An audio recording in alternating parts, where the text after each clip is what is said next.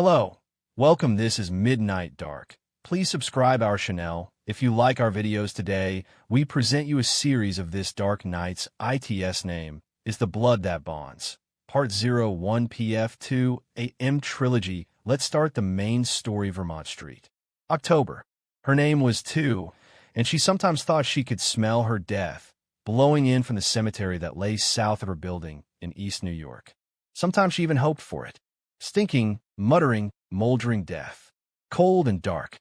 On these occasions, she felt as if even the dirty embrace of the grave would be better for her than the squalor she lived in now.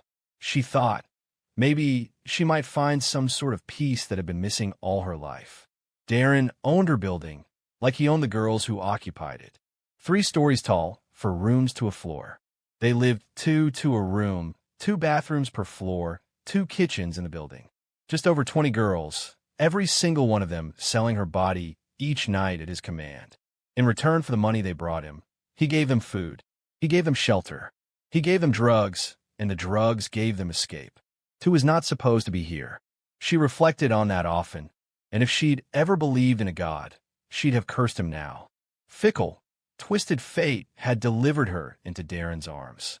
Promises of salvation, undercurrents of doubt, desire, desperation. The cold prick of a needle. She tried not to think about it. Darren held the plastic bag filled with heroin above her now, like a treat for a dog. Little better than a dog, she was really down on her knees, eyes wet with tears ready to spill over. Angry, vengeful Darren, so filled with hate. Hate for his parents, who'd given him his gorgeous mulatto features and then abandoned him on the street. Hate for his ex-wife, who'd left him immediately upon discovering the nature of his business, but still found fit to take half of what it had earned him. Hate for the girls he had made his slaves and who had made him rich. Hate for the very money they handed over to him every night. Darren didn't know of his own hate, but it burned in him so brightly it scarred his features. Twisted, cruel lips, pinched brow. 2 might have understood this hate, seen reflected in it her own self-loathing, but 2 spent most of her time thinking about the heroine now. She had no sympathy for Darren or his girls, no sympathy for herself. Lucid existence was the time between sleep and drug, drug and sex, sex and sleep. Short bursts of clarity, ever more painful, amid an otherwise blurred, waking dream. Beg for it, too, Darren snarled, and 2's mouth formed words of penitence against her will, pleading through tears without even realizing she'd meant to do it. She begged apology for some imagined slight, some invented twist in her voice that had caused this punishment. Darren, I'm sorry. I'm so sorry for what I said. But what had she said? She'd only asked for her daily ration of the drug, in the same manner she had for the past 4 months. If Darren had detected any real change of inflection, it hadn't been intended. But here she was, on the floor, begging and pleading for something she didn't even want. Begging and pleading and dreaming of death. Born 2 Ashley Majors, her initials, substituting the number for her first name, worked out to the approximate time she had been conceived. Her parents had thought this terribly clever.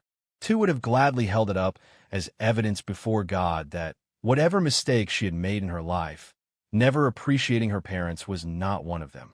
For her first 14 years, she was Ashley, and no one was allowed to call her otherwise. Maturity had lent a different outlook, and she had begun to see the name as a sign of what was becoming a fierce individuality.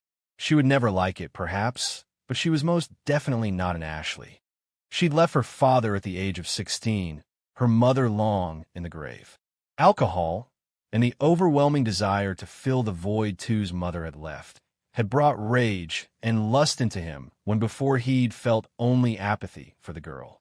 He'd never touched her, either in punishment or in passion, but the tension and the fighting, starting around her 12th birthday, had over the course of years grown unbearable. At times 2 found herself wishing he would simply rape her, so she could have him arrested. She wondered if that was a healthy line of thought, and decided it likely was not. She took with her very little when she finally left. She had very little to take. Trinkets, clothes, shoes, these things meant nothing to her, as during life her mother could never be bothered to pass down any of the traditional societal definitions of womanhood. Could never be bothered with her daughter at all, really, nor with her husband. Tu had learned by herself about womanhood, in back alleys and cheap motels, years after her mother had died. Her education handed down by what men told her to be, what they told her to do. Promises of love, drops of blood on the sheets. When that didn't work, when she realized she could be more than this, it came as an epiphany, a rare glimpse of sunlight in an otherwise dark life. She'd left her father, apoplectic with desire and dismay and alcohol-fueled rage. She'd left behind their hole of an apartment. She could do better on her own, and she had for a time. Pool was easy, the angles naturally making sense to her. Slipping into a bar, even easier. New York City cops had far better things to worry about. Bouncers knew it, owners knew it, and a patron was a patron. Particularly short, pretty blondes with good legs and a cute face. The type of girl who could entice an entire crowd of rowdy young men to stick around for more drinks, dropping dollar after dollar into pool tournaments that, invariably, they lost. She didn't go home with these men, though many had asked, and in the end this factored into her undoing. Descent and rebirth, and descent and rebirth again. These men could not understand her, or why she spurned them.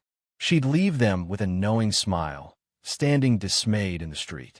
Sometimes she kissed them lightly, thanked them for their interest, but always with that mischievous gleam in her eyes, that sardonic grin on her face. The look that proved that, regardless of pretty words, she took vicious pleasure in walking away. It was power, and Tu reveled in it. The ability to make men throw their money, their bodies, their hearts at her. Lots of men, lots of bars. She walked away from everyone, walked away grinning her savage grin. For 8 months, Tu lived, celibate as a nun, feeding on the hearts of men. Eventually, they tired of it. Patrons began complaining. Bouncers began carding. Bets around the pool table, even when Tu could manage to enter the bar in the first place, dried up. People had heard of her. Tu was forced to give up the pool earnings and her tiny studio apartment with a mattress on the floor, the only piece of furniture she owned. One bar remained, the only one at which she'd allowed herself to develop friends. The owner, Sid. The bouncer, Reese. She didn't play her game here. She didn't taunt the men, break their hearts. It was here she went when she wanted a glass of beer and a conversation. It was here she turned now, desperate for somewhere to stay. Reese offered the use of his apartment. Tu didn't decline the offer.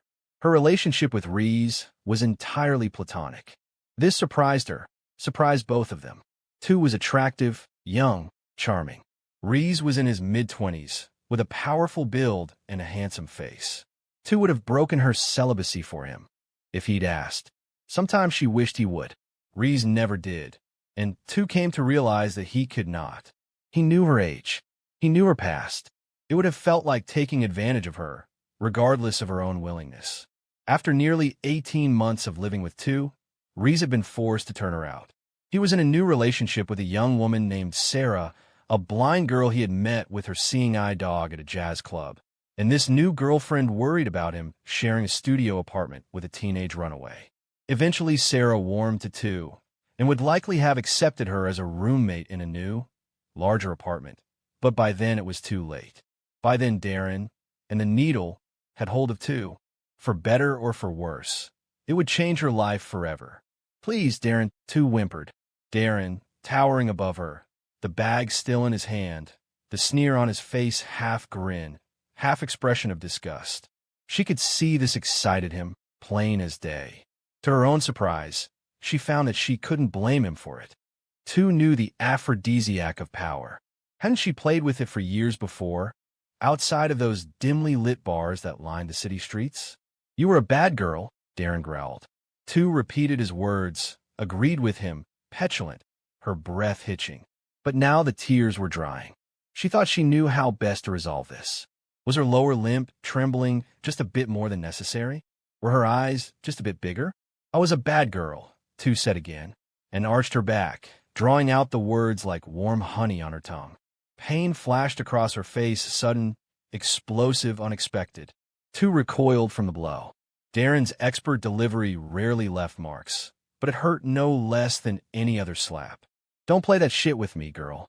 Two looked up at him, sniffling. The slap had brought fresh tears to her eyes, and she blinked them away. "Say you're sorry, and mean it."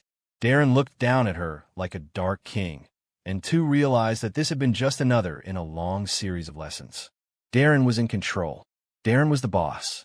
Darren was God, dispensing pleasure and pain at his whim. "I'm sorry, Darren." Two meant it. No tears now. No hysterics. Just rapid breathing, clenched teeth. The need was a tight ball in her stomach. She tried not to look at the heroine. She tried to look at the windows, the clock on the desk, anything else. Again and again her eyes returned to the bag. "Take it and get out." Darren tossed the bag into a corner and turned to his ledgers. Two scrambled after it on all fours, like the dog Darren had trained her to be. By the time she was out the door, shouting some hurried, half-meant words of appreciation after her, Darren had forgotten entirely about her. Her roommate's name was Molly. The girl had been in the business for 14 months, a fact that repulsed Two whenever she gave it even a moment's thought. Molly was a sweet, honest, quiet girl. She had become wrapped up with the wrong people. These people had led her to heroin, and heroin had led her to Darren. Darren had led her to the clients, of which there were many. Molly was an absolute premium, the Rolls-Royce of Darren's line of whores. Even after 14 months, she was still the youngest girl in his service, only 12. Her work earned more in a weekend than most earned in a month. Two believed she didn't think about this, but looking at the bags under Molly's eyes on a Sunday morning when the little girl returned, tired and often bruised, to shoot up and go to sleep, was like a physical force hammering on her. They'd shared a sister-like relationship at first, but Two had been forced to establish some distance after a nightmarish group job they'd been ordered to perform. This had happened occasionally since, and perhaps the most horrifying thing about the events was the way in which Two had become inured to them. She and Molly were popular, as individuals and as a group. Two, with her large eyes, upturned nose, and small breasts, could pass for much younger than she really was.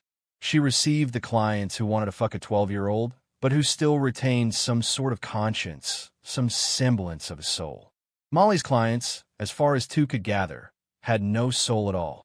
Sweet lips, big blue eyes, long brown hair tucked back in a ponytail, Molly was swinging her legs over the edge of her bed, watching Two.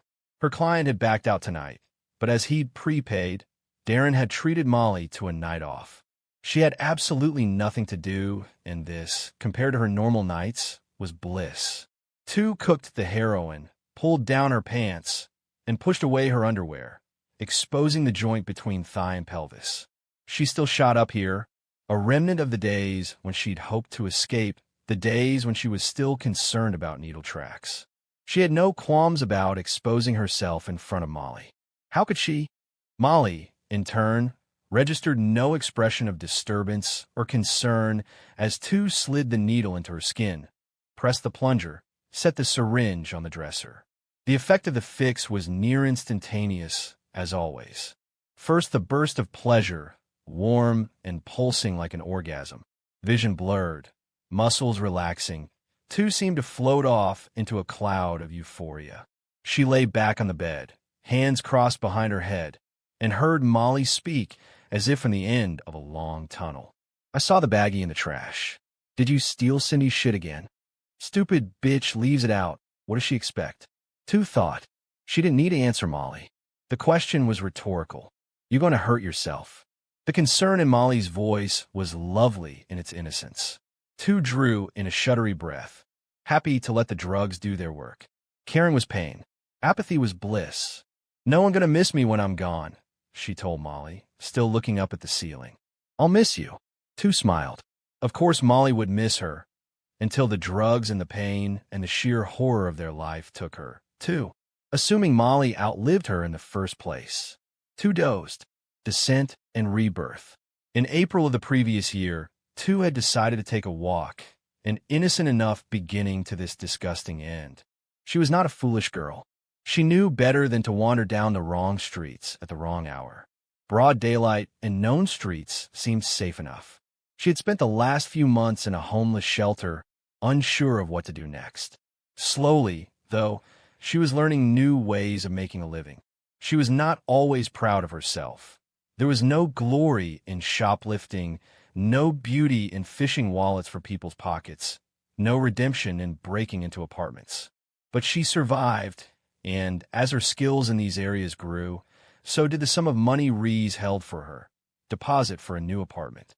He didn't know where she obtained it, never asked, probably tried not to think about it. Tu never volunteered the information.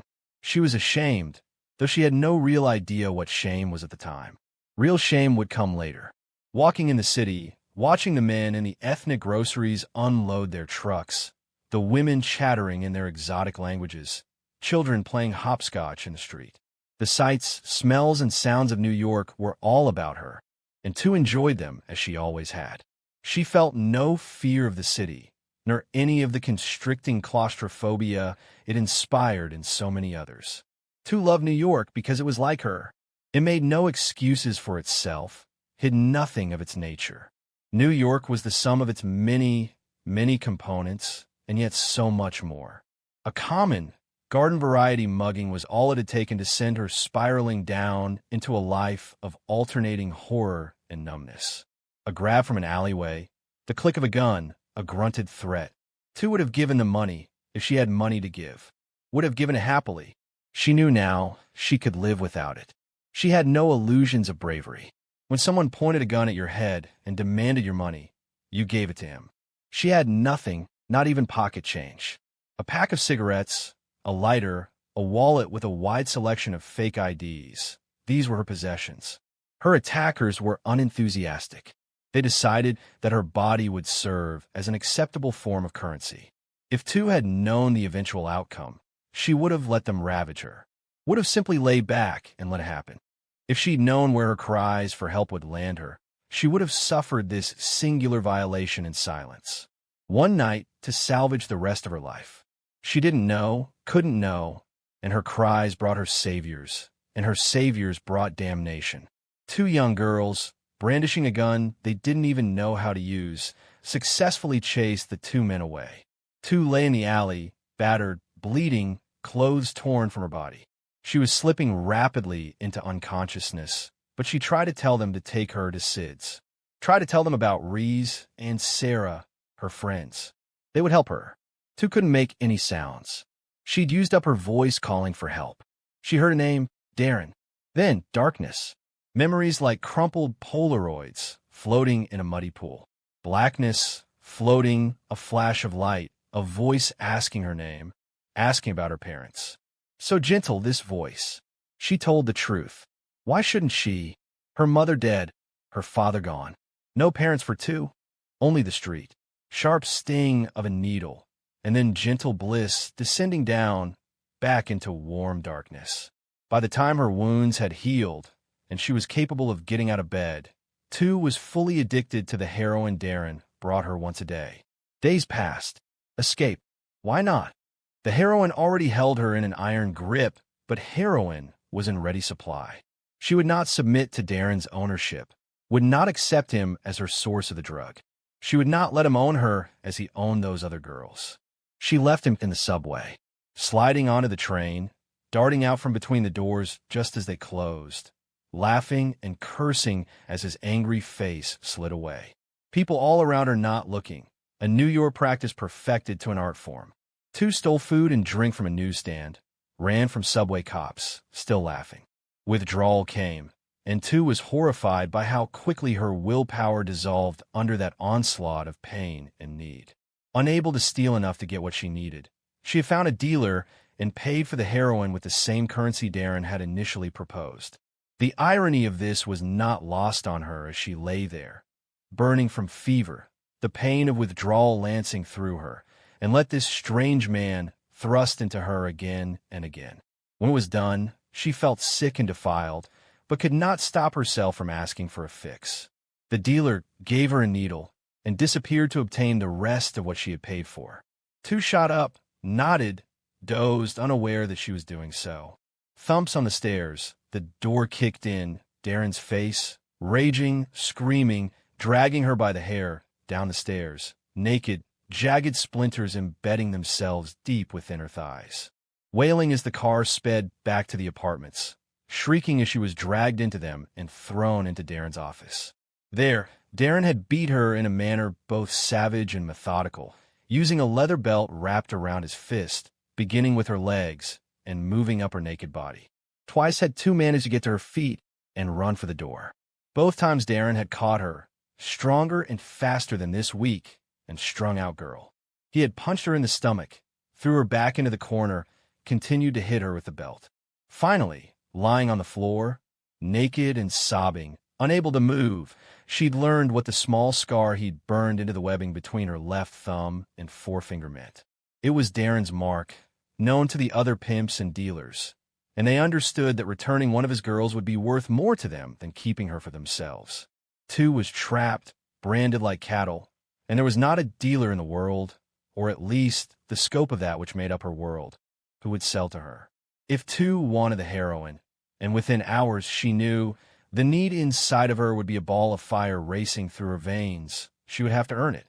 She went out on the corner that very night, still bruised and aching, and stood on the corner with the other girls until one of the strange men in their dark cars finally pointed at her, and she went with him to a nearby motel. Later, in the early hours of the morning, she lay on the floor of the shower, knees pulled nearly to her chin, arms wrapped around her calves, and let the hot water wash away salty, bitter tears. "Get your ass up and get ready too," Darren shouted from down the hall. He kept his office near his best earners, the dubious honor of which often went to Two or her roommate. "Get ready for what?" Two questioned, yawning and trying to clear her head. The heroin had made her drowsy, and she had slept through the strongest part of the high. Now, there was only the afterglow, and that was rapidly fading. Molly was in the bathroom, probably getting high. She liked to use frequently, but in small amounts, skin popping or mixing the heroin with crack cocaine and smoking it. Two preferred larger doses injected directly into a vein. "Didn't I tell you?" "Must have. Your stupid ass just forgot." Darren's voice held a rare tone of uncertainty. "Why is it, Darren, that every time you fuck up, it's my stupid ass that just forgot?" Two muttered under her breath. "Something to say, bitch?" The words startled Two. Darren had come down the hall as she'd been muttering to herself, and now stood in the door. Two looked up at him, the fear passing. The high was already fading, but the drug was still calming her, keeping her from sustaining any strong emotions. "No," she told him. "Nothing. Fuck alright. Listen, you got a client tonight. Weird motherfucker." I told him, "Look, we got girls fuck you twice as good, and look better doing it too." Two rolled her eyes. Despite her worth to him, Darren never let a chance go by to put her down. He was real particular, though. Said he wanted you, and motherfucker gave me a whole list of shit you supposed to wear. Listening? Sure. Black panties, black socks, black pants, black shirt. Tie your hair back in a ponytail. Wear a gold chain. Make your pale-ass little white girl face even paler. Black lipstick, dark eyeshadow, lots of liner. Shower first and clean yourself well. One gold chain, no other jewelry. No deodorant, no perfume. He says it disagrees with him. Don't look at me like that. I'm just quoting him. What the fuck? Look, if you want you to look like some strung-out addict, I am an addict. Two grumbled, her voice more insolent than was prudent. Darren looked at her for a moment. You'd do well not to mention that, or I could see some severe problems developing in your future, he said, dropping the street dialect. This was a warning. Darren never adopted this manner of speaking with a girl unless she was perilously close to severe punishment. He'd cut a finger off the last girl.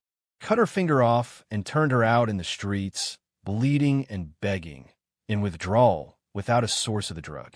All alone. I'm sorry. Darren, I'm sorry. Weak voice, heart pounding. Two was amazed that she still had this much capacity for fear in her. Darren sneered at her and left. As soon as she heard the door shut, Molly peeked out from the bathroom. Seeing Darren gone, she moved back into the room. Even if you don't hurt yourself, you're going to make him hurt you sooner or later, Molly said. And to this, Two found she had no reply at all. You look wicked. Molly clapped her hands and grinned. Even Two, preening before the mirror, had to admit that it was the truth. Her own predilection for black clothing had made dressing simple. The gold chain had been a bit harder, but it had been there, shoved into the back of a drawer. It would probably be broken. Men liked to tear them off in the heat of passion. But it had been requested, and Two knew Theroen would inspect her before she left. She was pale, her wavy blonde hair tied back with a simple piece of black rawhide. Big, green eyes now nearly luminous against her white face. Her silk blouse was low-cut, her bra pushing her small breasts up and together. Her jeans were tight, emphasizing her legs, which Two had always thought the best part of her. She couldn't claim they were long. She stood at just over 5 feet 4 inches, but they were smooth and supple, shapely, the muscles not yet ravaged or wasted away by the drugs. She had no black lipstick. Theroen's answer to this made her grimace.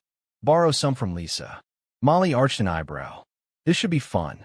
Lisa had attacked Two in the kitchen a week ago, screaming something about Two's using her shower.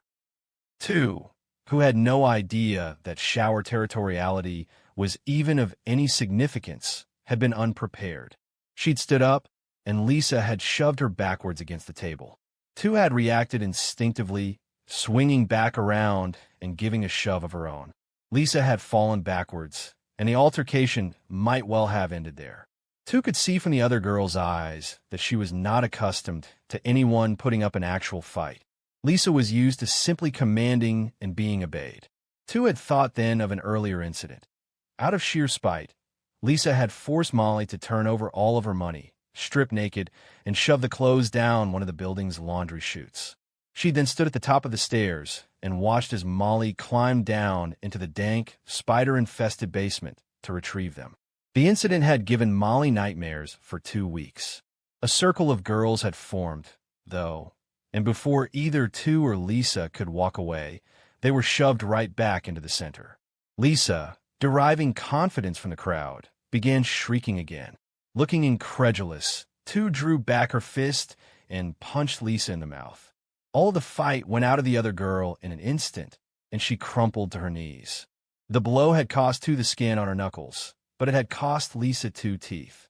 Theroen had arrived to prevent any further damage from being done, though Two had no intention of pressing the attack. He'd grabbed Two, dragged her to his office, and slapped her twice across the face before grabbing her by the throat and forcing her up against the wall. Bitch had it coming, he'd conceded, but now she can't work, and she looks like a damn hillbilly. Who gonna pay for the dentist? Not me. I'll work extra. Two had gasped, barely able to breathe, and Theroen had seemed to find this amenable. He had let her go, told her to get the fuck out, gone back to whatever it was he did during the day. Gasping and choking, Two had made her way out and had taken multiple clients a night for the next 3 weeks. Two and Lisa had not spoken since, but now Two had no choice. She took a deep breath and knocked on the door. No response. Two knocked again, waited, grew angry. She hammered on the door. Lisa, I know you're in there. Open the fucking door, or the next time I see you, I swear to God I'm going to make a necklace out of the rest of your teeth. Click of a lock being undone. The doorknob twisted in Two's hand, and she let it go. Lisa's puffy, petulant face stared out at her. I was sleeping, she said, not a trace of it in her voice.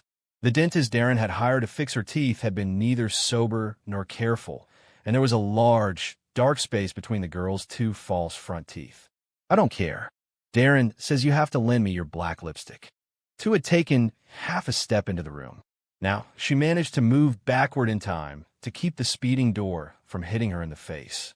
She looked over at Molly, who was standing in their own doorway. Molly rolled her eyes.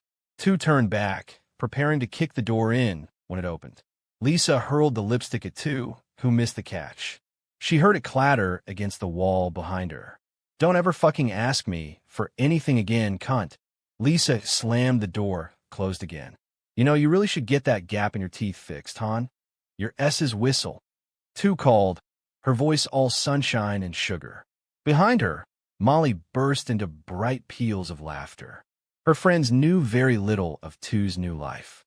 Reese, Sarah, Sid, light that she used sometimes to drive away the dark. Theroen, the epitome of kindness, gave each girl 2 days of the month off. Tues were the first and third Sunday, and she typically spent them at Sid's. She would take the drug early, letting most of its effects wear off before arriving at the bar. She didn't want them to know. She didn't want anyone to know. They still suspected. Her visits were too infrequent, yet too regular for them to believe that she was just busy. Yet whenever Reese attempted to learn where she'd been, what she was doing for money, where the bags under her eyes had come from, the air went immediately cold. Tu's expression would forbid further discussion, and Reese, for all his kindness, could not stand to hurt. He wouldn't interrogate her. Eventually, the questions stopped. Tu felt sure that they knew of her occupation. She thought that Sarah would have guessed by now, even if Reese was busy trying to fool himself. What was the most logical way for a young girl to survive on the street? Why would she give no information about it? She desperately hoped they didn't yet suspect the drugs, though she could feel her body beginning to break down under their onslaught. Of this, far more than giving strangers the use of her body, Tu was ashamed. To be enslaved so fully by something so darkly and desperately evil. Horror masquerading as bliss, disease and decay, and death hiding behind a porcelain visage of joy. When the drug ran new through her veins, Tu felt as if all problems had ceased to exist. When it ebbed at its lowest, Tu spent her time staring out of her window at the cemetery down the block, thinking of death. Seeing Reese and Sarah together depressed her. Seeing Sid, Tina the waitress, Dan the other bouncer, free to live their lives as they chose, slave only to their own whims and desires. It was terribly beautiful to Tu, and she was beginning to abhor this beauty. She was beginning to hate those she so desperately wanted to love. Lately, Tu had begun skipping even these visits, choosing instead to spend the day in bliss and forgetfulness and floating white. Reese and Sarah did not let on how much they knew, because they understood how badly it would hurt Tu. They were sure about the profession, had strong suspicions about the drug. Were it within their means, they would gladly have lifted Tu up and stolen her away from the life she had fallen into. But they could not. There was no money to support her withdrawal or enter her into a clinic, particularly given that such an act would likely procure wrath from unknown sources. So they observed, horrified, as Tu began to fall apart in front of them. Her naturally light skin took on a sickly pallor. Bags formed under her eyes. Her voice fell to flat monotone. Worse by far was the expression of complete apathy.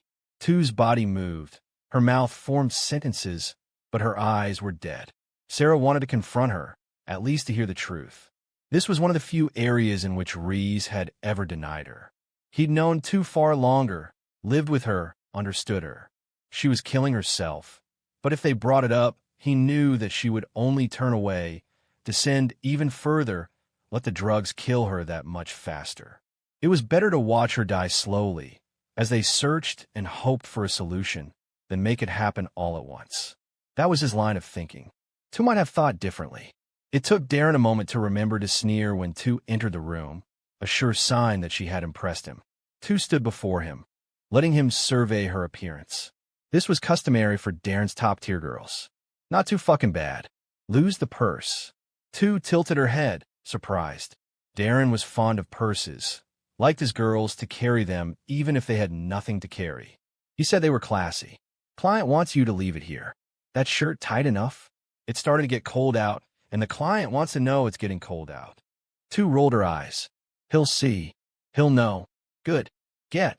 Smoke on your way to the corner, because he doesn't want to see a cigarette for the rest of the night. How does he know? I don't know, don't care. Probably been stalking you. So what? Darren looked her in the eyes, a rare occurrence. Look, you make this guy happy.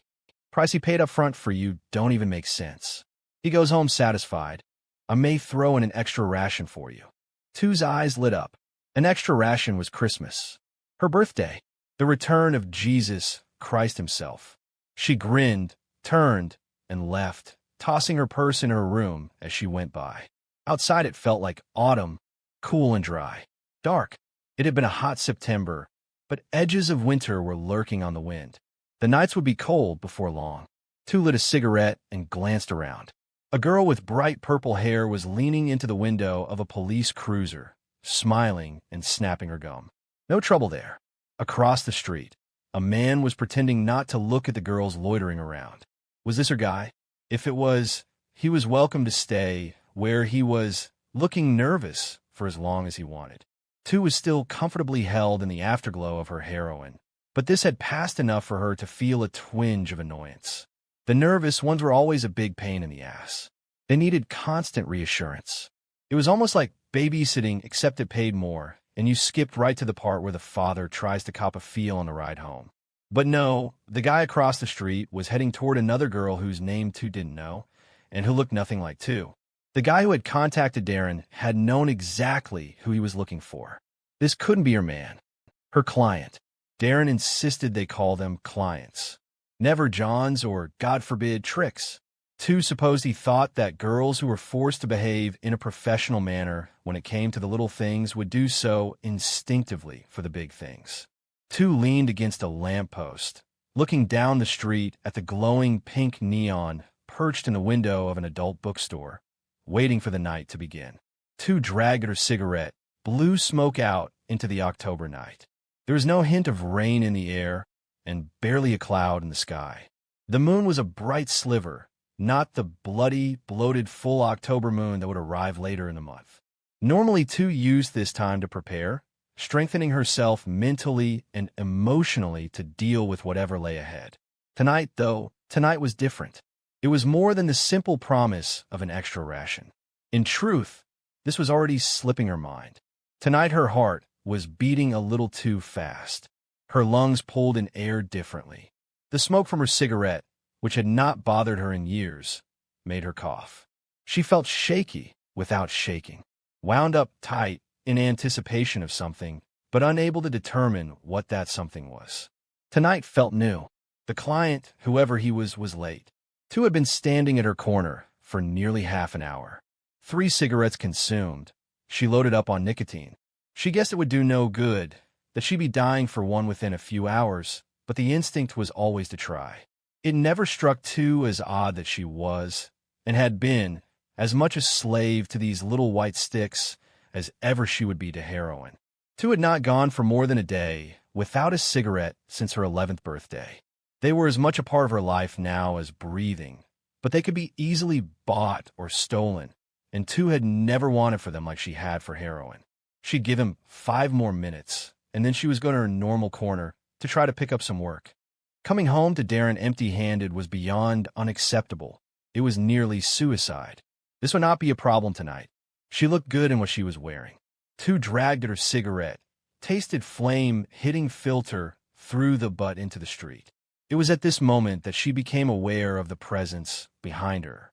Before she could move, before even she could process this feeling, a hand gripped her shoulder. "Hello, Two," said a voice, and behind it Two seemed to hear everything and nothing, now and forever, love and lust and hate. She drew in a gasp without meaning to, a surge of adrenaline bursting through her body. The touch of the hand scared her and called to her, like driving by the scene of an accident. Then it was over. The hand was a hand. The voice was a voice. She turned and looked at the man who stood behind her, wondering how he knew her name. In the momentary confusion that had swept over her, this was the question she'd clutched at to maintain her grip on reality. Darren never gave out his girls' real names, nor allowed them to do so. It was forbidden. Clients had called her Ashley for the entire time she had been in his service. How did he know her name? He towered over her. Maybe 6 feet, maybe more. Handsome face, tightened with what might be cruelty, what might simply be intensity. Jet black hair cropped close to his head, pale skin, oddly luminescent eyes that seemed tinged with yellow, the color of dust in a shaft of sunlight. He wore a black t-shirt, black jeans, black trench coat. His thin, lanky body seemed unaffected by the gusting wind, like he could not even feel it. He did not flinch as their eyes met, only stared calmly. Two couldn't look away. "I am Theroen." It was a proclamation. It was the quiet whisper of a lover. Theroen. Two was breathless, unable to proceed. "Oh, I'm drowning," she thought. "I can't breathe." She grasped again at her question. "Theroen, how did you know my name?" Theroen smiled, looked away from her for the first time, glancing down the street to their left. Two followed his gaze and felt again that surge of adrenaline, this time from excitement and pleasure. Not 20 yards away was a piece of art in chrome and fiberglass, black like his clothes, black like hers. Two's father was an auto mechanic, and she knew her cars, but this was not a vehicle with which she was familiar. The lines of the car seemed Italian. Without meaning to, without even thinking about it, she moved forward, looking over the car. Classic styling wrapped around a modern dash with air conditioning, an 8-speaker stereo, and scoop bucket seats. The prancing horse gave it away. Ferrari. It was immaculate. The convertible top was open, and she could smell the leather from 6 feet away. What kind is it? Her voice was a whisper, and she realized that he couldn't possibly hear her. She had moved away from him and had not heard him follow. Yet when she turned, he was behind her, and he smiled again, a predator's smile, beautiful and dangerous like his car. It's a Ferrari 550 Barchetta, or it was when I purchased it. I made some upgrades, Theroen said. Two was again taken aback by the quality of his voice. She did not know the word's tone or inflection, and might not have used them if she did. There was something inexplicably aged about the way he spoke, yet the man who stood before her could be no more than 5 or 6 years her senior. Barchetta, she echoed, peering at the tires, the lights, the smooth curves of the wheel wells and powerful side scoops of the doors, the reflection of the city lights in its flawless shine. She wanted to ride in it. Oh, yes. She thought at that moment she wanted this more than anything before in her life.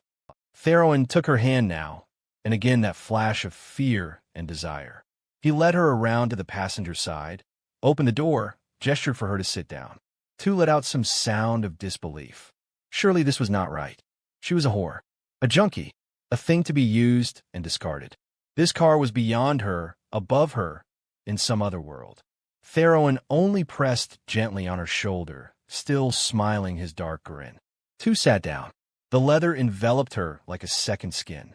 Theroen shut her door, and Two took the seat belt in a daze, buckled herself in. Theroen sat down next to her, turned the key, glanced over at her as the engine roared to life. "Are you ready to leave?" he asked. The finality in his voice caught Two's attention. The stress on this final word unmistakable. The words she had been about to say caught in her throat.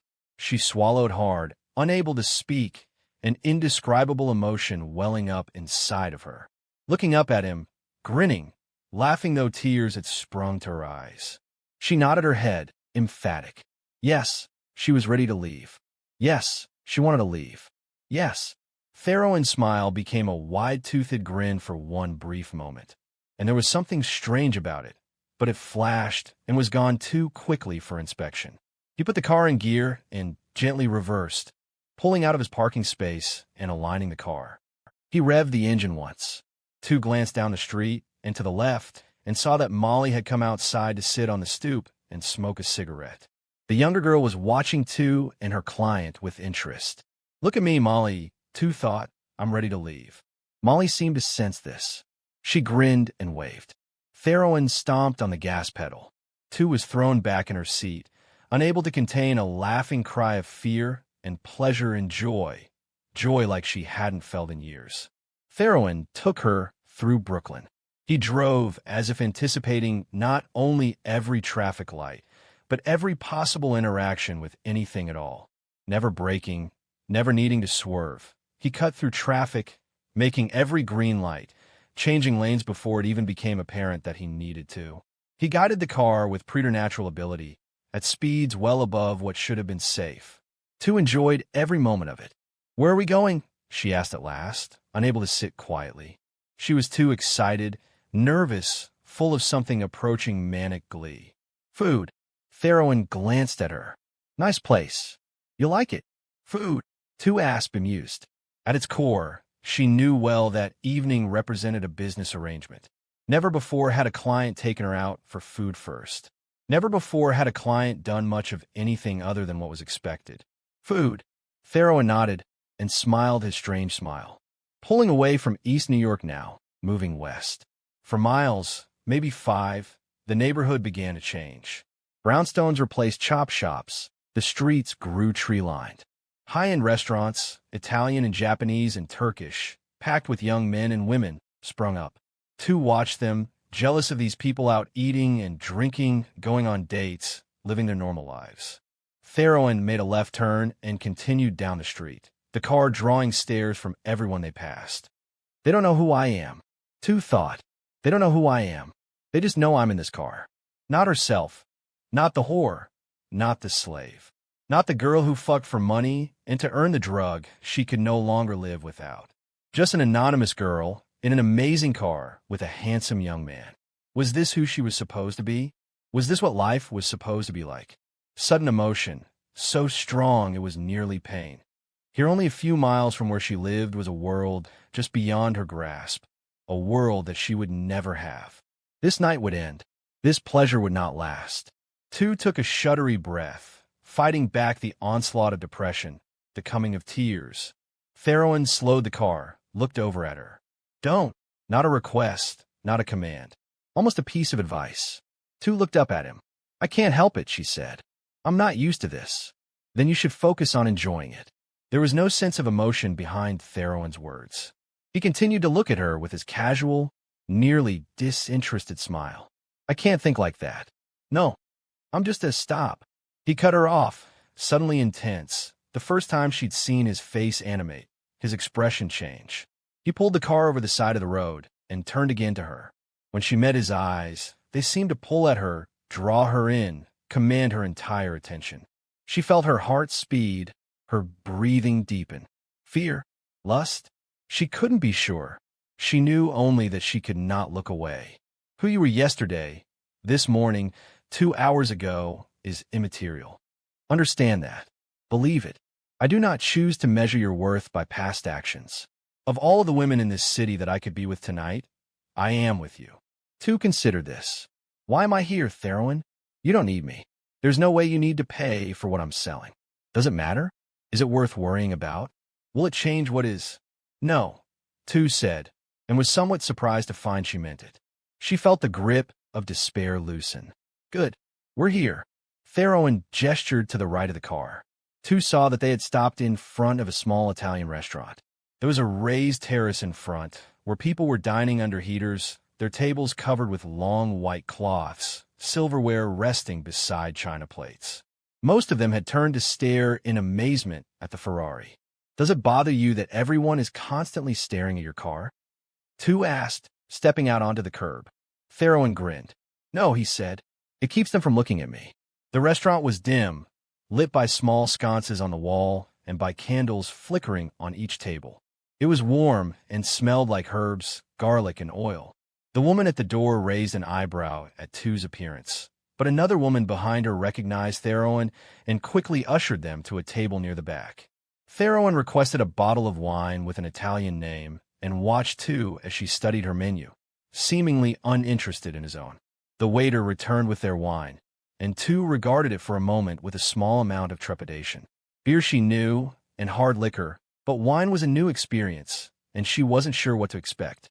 The drink, a Chianti, bit gently at her tongue and spread warmly over it. Two smiled, relaxed. Theroen nodded slightly at this, as if to himself.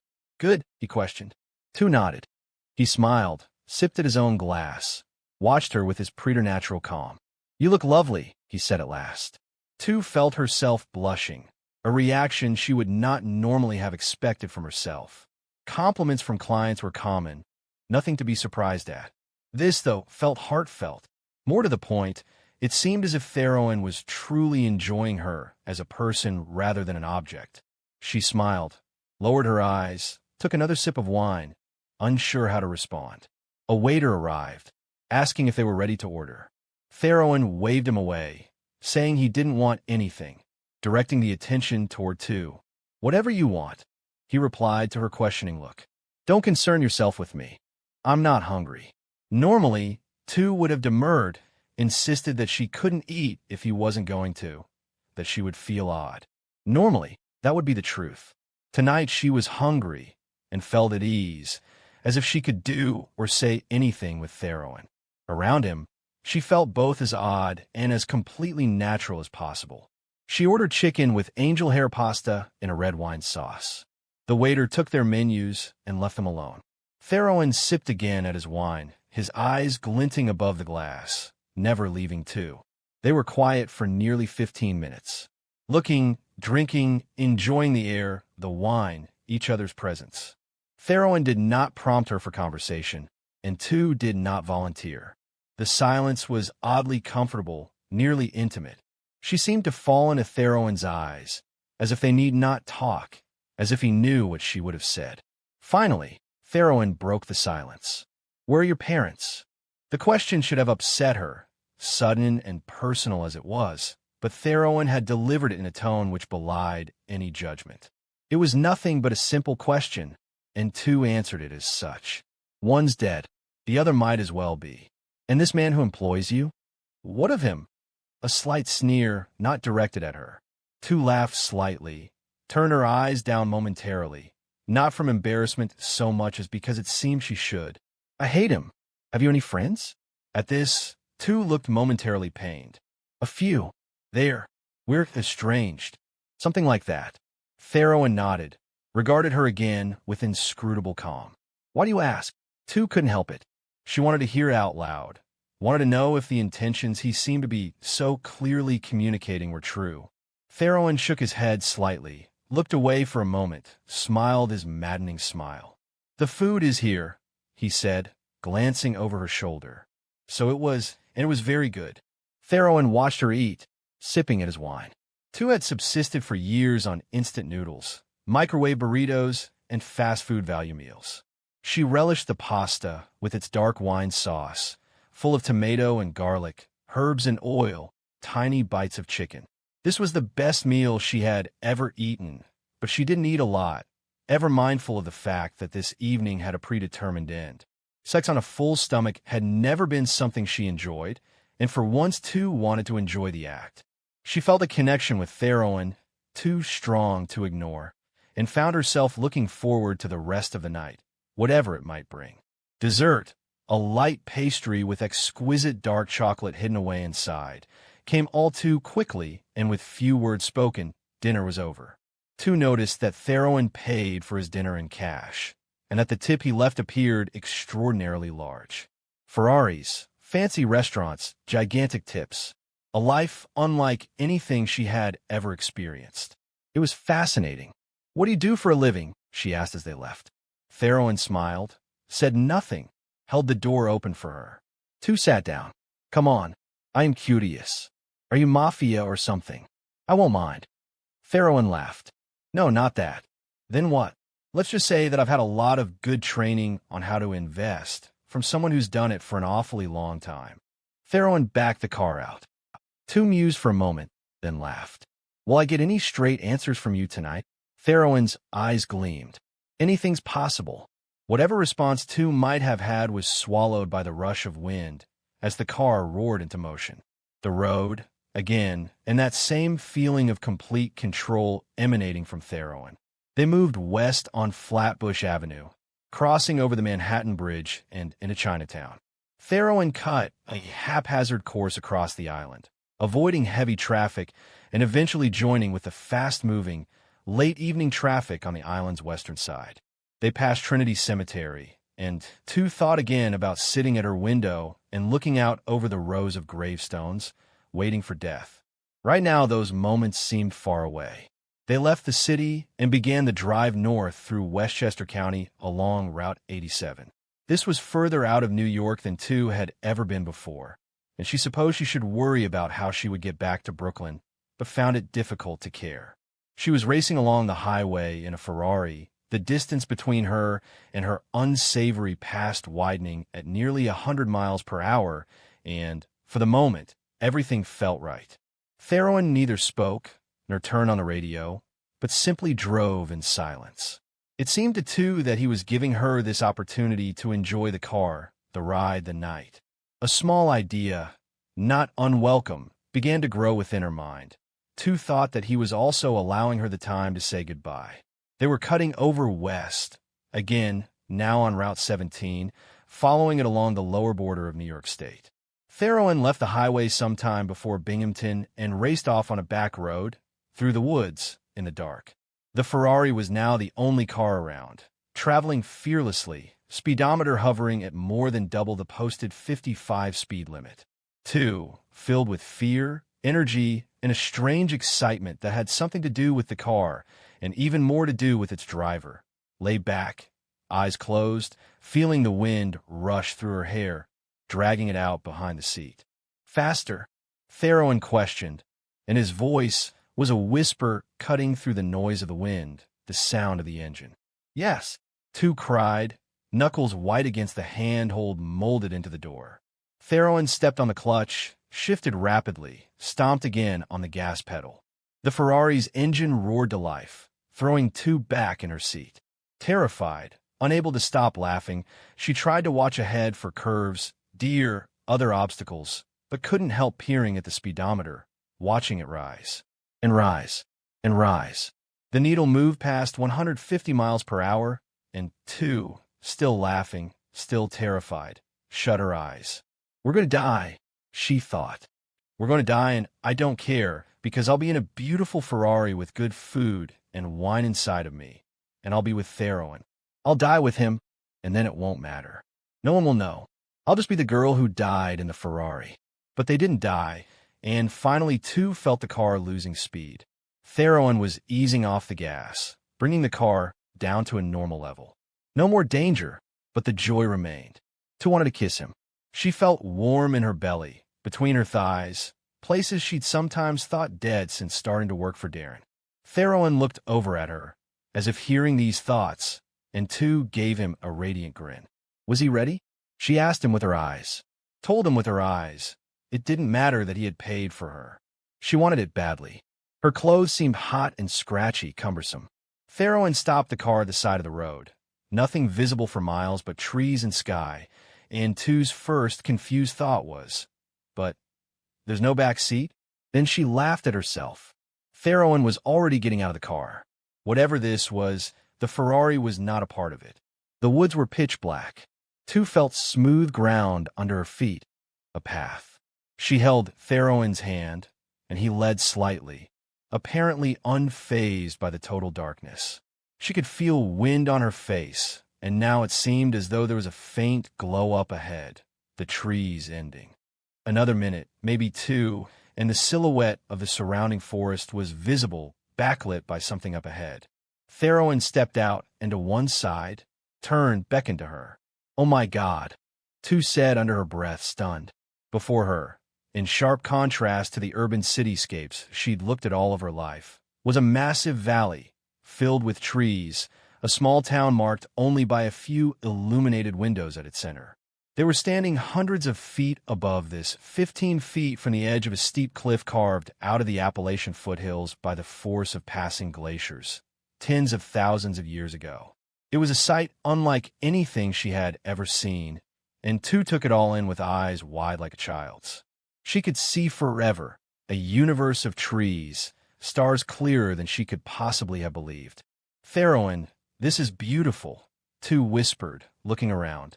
She felt him shift behind her, closer, a hand on her shoulder, turning her. His eyes looked down at her, luminescent, catching the light from the moon and holding it. Did you enjoy the evening? 2 nodded. Oh yes. Theroen studied her a moment. I won't make you do anything you don't want to do. 2 pressed herself against him. Why don't you go ahead and start? And I'll let you know if we get to that point. Theroen smiled and kissed her. 2 wrapped her arms around him, her breath and his breath twining together as one. It was an eternity, an instant, and seemingly over before it began. She took a deep breath, let out a shuddery sigh, head against his chest. They stood like that for a moment, and 2 reflected that of all the possible directions this night could have taken, this might well have been the least expected, the most unlikely. And then his fingers, gently under her chin, raising her lips to his again. They lay together in the soft grass, clothes in a jumble to their sides, forgotten, his lips at her mouth, her throat, her breasts. 2 fell on fire, out of breath, flashes of heat and cold, goosebumps running in rippling waves down her arms, legs, back. Theroen caressed, teased, her body registering the contact of his fingers, the touch too gentle to satisfy. She twisted her fingers into his hair, bringing his head forward, wanting once again to share breath with him, to be connected. Hard against her and too soft, ready wanting. Open thighs, arched back. Theroen entered her, and for a time her past ceased to exist. She was brand new, every nerve ending electrified, feeling everything for the first time. Tu couldn't have explained what had brought her to this state, nor did she care. She was content to live in the moment. They found rhythm, moved against each other, soft on hard, delicious friction. Tu gasped, strained, clutched her fingers into the skin of his back. It had never been like this, building to this pleasure so quickly. As they neared the height of their passion, Theroen bent his head as if to whisper in her ear, but instead, as Tu took a deep, gasping breath, he drove the sharp points of his eye teeth into the soft flesh of her neck. The pain was immediate, exquisite, the sensation so overwhelming that it seemed, if anything, to enhance the eroticism of the moment. Pleasure and pain indistinguishable. Tu's gasp locked in her throat. She was unable to breathe, unable to scream, unable to move. Theroen fastened himself to her, powerful arms holding her in an embrace that Tu could not have broken, even if she could have moved. As the draining sensation began, as the pain receded, as the world began to fall into black, she realized that her passion had reached its apex. Her body clenched over and over again, in time with her heartbeat, in time with her hips, which still moved against his. The pleasure coursing now through Tu's body was above and beyond anything she had ever before experienced. Her arms tightened momentarily around Theroen, and then fell away, her breath let loose in a soft sigh, muscles relaxing. Death, desire, acceptance. And then darkness. The world within the world, somewhere dark. Shimwervet. Tu woke to the sound of water. Droplets formed. It seemed she could hear them expanding, growing to monstrous size before gravity inevitably trapped them in its hold, pulling them to the earth. Every tiny splash an explosion, a single drop becoming many, many becoming infinite. It was as if she could hear the impact of every molecule, and for a brief moment she believed her mind might split, trying to deal with the sound. And then, just darkness, just water dripping, just a ragged breathing, the feel of cold, damp stone under her cheek. She could smell wetness and rot in the air, mold from the stones, the dim scent of sex still on her body. She was naked, cold, disoriented. Confusion gave way to fright, fright to panic, and Tu scrambled into a sitting position, gasping. Dim, not dark. A candle guttered somewhere to her left. She could make out the area around her in vague outlines. As her eyes adjusted, she saw her clothes in a jumble on the floor to her right. This was something to think about, something to take her mind off of the questions, the fear. She crawled to the clothes, picked them up. Panties, jeans, shirt. Feeling more human, more herself, Tu set about trying to remember how she might have arrived at this place. Slowly, the events of the previous night pieced themselves together in her mind. The car, the restaurant, Theroen, driving fast, taking her somewhere, doing something, but that peace wouldn't come. In its place, everything was a dark red, filled with the noise of rushing water and the thud of some distant drum. Brighter now, her eyes adjusting, able to make out details where before there were only silhouettes. Tu saw a table, a chair, a simple bed off which she might have fallen during her sleep. A toilet in the corner, behind a screen. A small sink with a mirror above. The walls in front, behind, to her right made of stone. And to her left, iron bars from ceiling to floor, forming the fourth wall of the cell in which she was being held. Tu stared at these bars, unable to gain control of her limbs, let alone make any pretense of moving. Cold shudders of fear ran down her back. Trapped. Her mind repeated over and over, I'm trapped. At last, with an effort of will greater, perhaps, than any she had ever made, she shoved these thoughts away, forced herself to look around, try to find something to occupy her mind. The mirror, the sink. Tu stood on shaky legs, a newborn colt attempting to walk, steadying herself on the table. She could feel tear tracks drying and tightening her face, though she could not remember crying. She ran the faucet, splashed water on her face, looked into the mirror. Terror, recoiling with a cry, tripping over the chair, crashing to the floor, the skin on her palms shredding on the cold stone. The image in the mirror had been two, and not two. Her eyes, brilliant green to begin with, now glowed with that odd luminescence. Her pale skin had changed subtly, imperfections wiped away, bags under her eyes gone. Her teeth, as she grimaced, were sharper, more pronounced, particularly the canines. But worse by far, and that which had truly caused her to recoil in horror, was the entirety of the reflection itself. It was not what she was seeing that brought to a sudden and full understanding that something was simply not right. It was how she was seeing it. The details her eyes were able to pick out, even in this dim light, were somehow finer than anything that human eyes should be able to process. She could see everything about herself in a way that she had never seen before, and it was this evidence that something within her had been changed so substantially in such a short time that broke down the last remaining wall she had constructed against her rising fear. Two rolled back her head, let out a wail of utter horror and despair, and gave in to the panic that had been gnawing at the edges of her mind. She called to Reese and Sarah, Molly, Theroen and Darren, and even to her mother and father. No help came for two. No explanation, no escape. She wept, she screamed, she threw herself against the bars. It was not until she saw the tears she was crying, wiped on her hands and tinted with red, that she regained any sort of composure. The sight was a harsh slap, stopping her in her tracks. Red tears, bloody tears, and with that, too remembered it all in minute detail. The car, the kiss, the sex.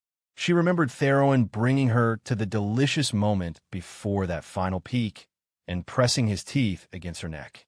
Her mind replayed the event in slow motion, those teeth hard against her flesh, nanoseconds of waiting spread out forever, the moment when the body tenses, begging for release. Waiting. And then her heart had throbbed, body climaxing, vein pulsing. Theroen's teeth split her flesh asunder, and all that was left was the rushing, draining sensation, timed to the throb of her heart. Two let out a low, animal moan of terror and revulsion and lust as these memories flooded into her head, crowding out any concern for the present. The recollection was horrifying, the blinding white pain remembered all too well. Yet below, a dark fire awoke, a need she could not imagine existing in this time and place. Two glanced at her hands. The skin had already healed, cuts and scrapes from the fall just a few moments ago already turned to new, white flesh. Intricate spider webs of veins stood out on those hands, more pronounced against the pale skin. Two understood now what she was or was becoming. Her mind attempted to shove the thought aside, fill with rationality, fill with excuses. But what excuse could there be? What possible rational explanation existed for this? When the hunger awoke inside of her, sometime later, she knew instinctively that no ordinary food would cure it.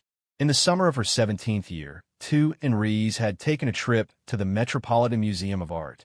Tu had never been, and it had been several years since the last time Reese had been to the galleries. At his insistence, she had gone along, not expecting to find anything of interest. To her surprise, Tu had found herself absolutely captivated by nearly everything they had seen. Here, laid out before her, was a visual history of the world. Her rapture with this idea came from two nearly conflicting angles. On the one hand, all of this work lead up to her own creation. On the other, all of this came from beyond her, outside of her, cared not whether she ever existed, would go on existing long after her own life had ceased. She was everything. She was insignificant. Tu had not been more profoundly impacted by anything in her life, save perhaps her decision to leave home. Reese had finally been forced to drag her from the building, promising to return with her. She hadn't read everything on the Egyptians. She'd missed the entire Roman wing. They took the train home in near silence. Rhys astounded and deeply pleased with Tu's appreciation of the museum. He did not ask her to explain, knowing that if she could, she most certainly would. Tu had struggled with it for some time, attempting to put her feelings into words, attempting to express to Rhys how she'd felt, how delicious the merger of those two viewpoints had been. Tu was neither stupid nor unlettered. A love for books had served her, in truth, far better in this area than a city school education probably could have. Yet there was no word she knew, and perhaps no word at all, for how she felt. Tu had made many trips to the museum that year, with Rhys and alone, absorbing all she could see. Trips to the Museum of Modern Art followed, galleries of new work in Greenwich Village, street artists in Soho. Never any desire to attempt to create the work herself, only to immerse herself in others' creations, to learn and experience what she could through them, to absorb some alternate view, as meaningful and inconsequential as her own. Art had brought Tu a deep, abiding love for the complexity and magnificence of human life. Even in utter disgrace, trapped in horror, she had still found some grim beauty in the structure of it all. As the blood tears dried on her cheeks, her preternatural eyes staring out through darkness no human could have penetrated, Tu felt truly and completely alone for the first time since Rhys had first brought her to the museum. That precious connection with the rest of humanity had been torn from her, and she had become something outside of the scope of those eons of art.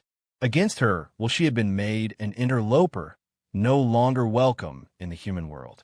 It seemed as if those ties that she had found within the art had been severed. Sitting on the stone floor in the darkness, listening to the drip of water, Tu wondered when she might see Theroen again. Clearly, she had been put here to ensure that she would not run away in his absence. There was no reason for him to continue holding her in a cell once he returned. She had not protested, had not attempted any type of escape. This, more than anything else, calmed her. If Theroen had intended simply to kill her, she would be dead. The altered physiology, the translucency in the mirror, the blood tears, these things suggested some further plan, one in which she joined him among the ranks of the undead. He would not leave her here to rot. She would see him again, but not that night.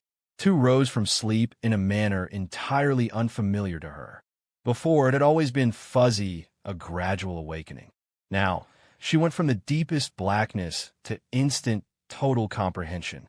It was startling. She sat up, looked around more from habit than from any need to clear her head. She was still in the cell, of course. Nothing had changed. Almost nothing. Before her was a bottle of water and a note. Tu took it, read it, crumpled it up, and threw it out through the bars. Tu, please accept my apologies for my absence and for the appalling conditions of this cell. It is the only place in which I can be assured you will neither flee nor come to any harm while I am away. I will see you later this evening. If you are thirsty, it should still be within your capacity to drink water for now. Theroen, no apologies for the bite, though. No apologies for the lack of warning. No apologies for whatever he had done that had begun this process without her permission. No apologies for taking away her connection with humanity, for making her some sort of monster. Tu felt a crawling, tightening sensation in her spine, followed by sharp cramp in her abdomen and the muscles behind her shoulder blades. Her mouth felt dry, her skin hot, and a wave of panic flooded through her. She knew this feeling, and a small part of her brain was surprised that it had taken so long to come around. Her body had been without her drug for at least 24 hours now, and these pains she was feeling now were only a minor precursor to those on the horizon. Oh, God. Tu fought against the panic, knowing it would only worsen the symptoms, and was able to push it back for the time being. The gnawing desire still sat in the back of her brain, and her muscles ached like she had the flu, but she was not yet in the horrible pain that she knew was the next stage. She uncapped the water, drank, felt it run down the length of her chest. It seemed as if her senses were amplified at times, and yet this occurred without warning or pattern. If she could control it, she had not yet learned how. Steps above her, the opening of some heavy door, and then Theroen was there. He looked paler still than he had the night before, and there were heavy bags under his eyes, but otherwise he was the same. The short dark hair and light brown eyes, the lanky body, the unnatural sense of stillness. She thought she could see the ghost of a smile at his lips. "Hello, too." He stared in through the bars at her. "Too," with a strength belying the shakiness inside her, replied, "Nice place you've got here, Theroen. Love the decor." Theroen grinned, reached out with a key, unlocked the door to her cell. Iron grating on iron.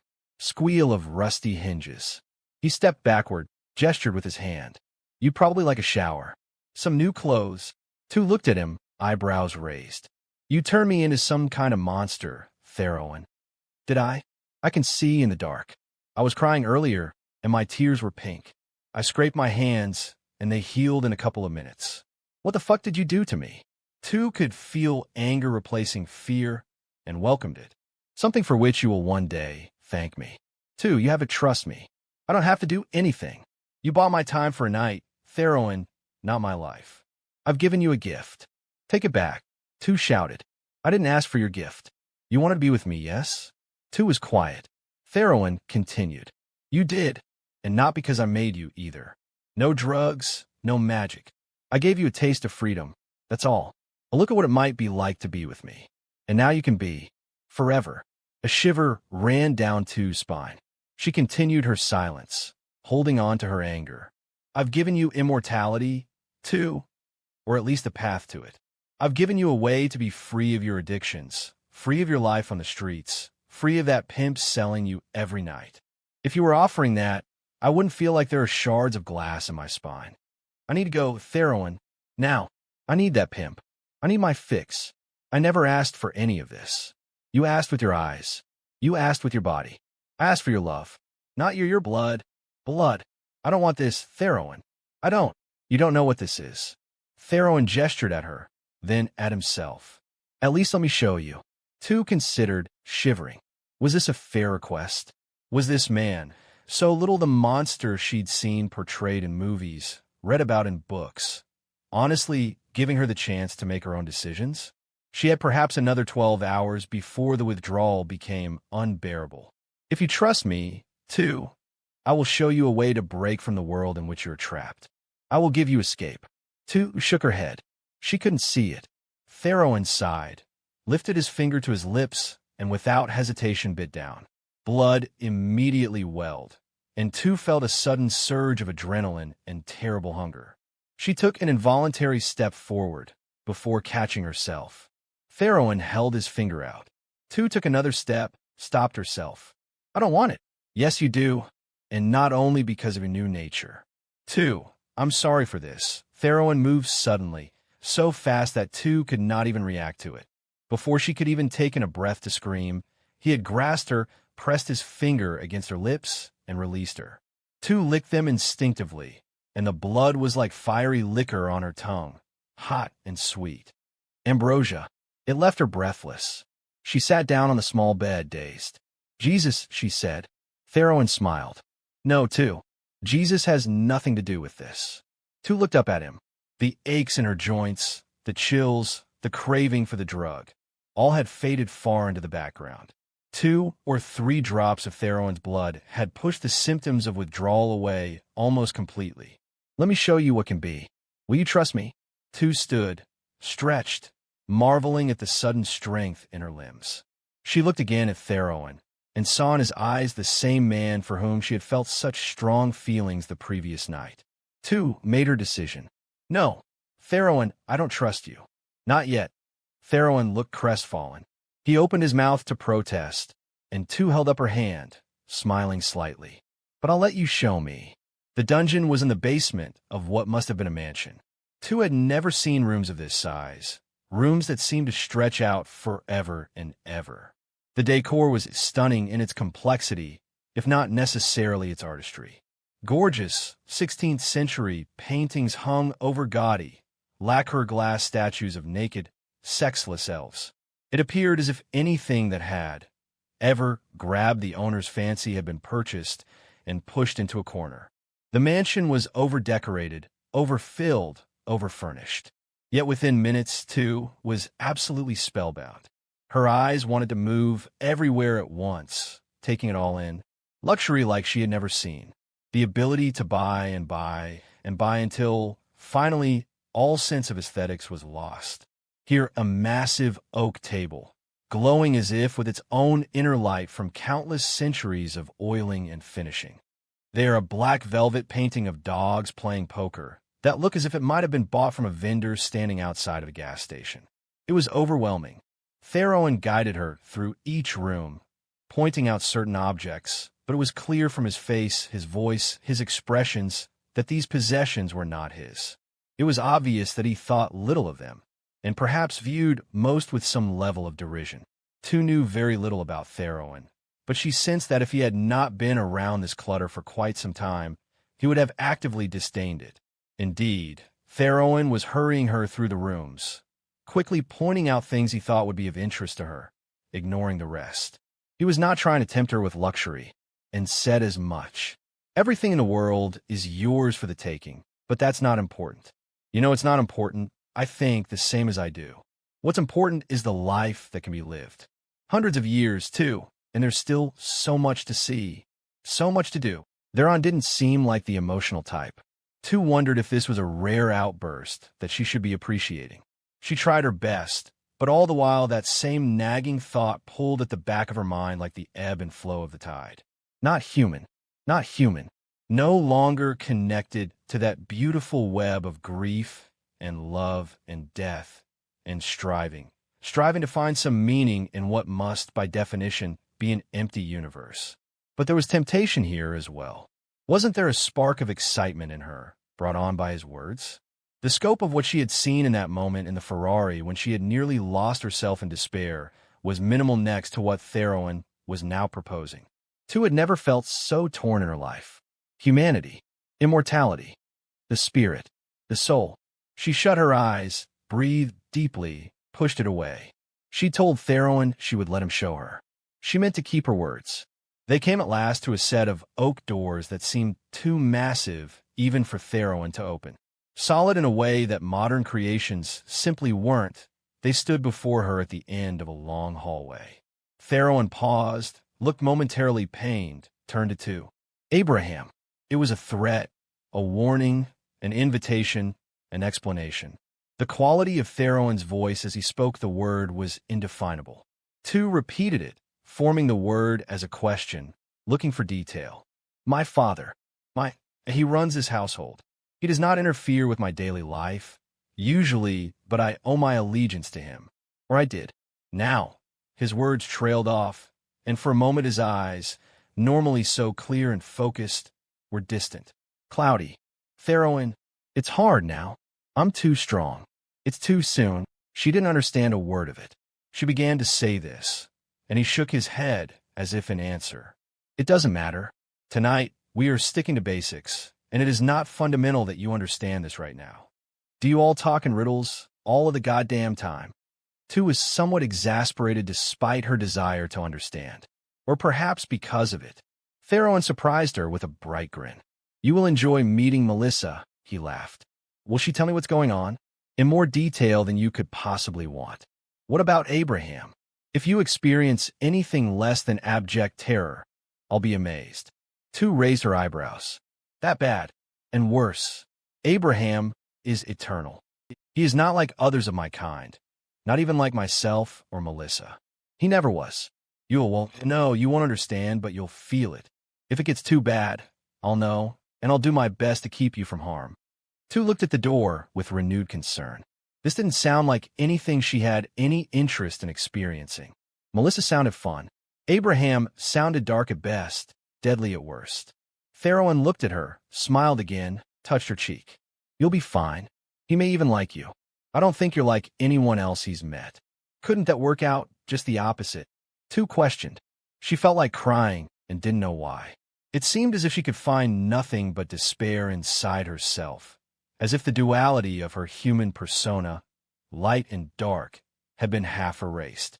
It might. Theroen's voice was curiously gently. I wonder the same. Tu took a deep, shuddery breath, looked down the hall, steeled herself.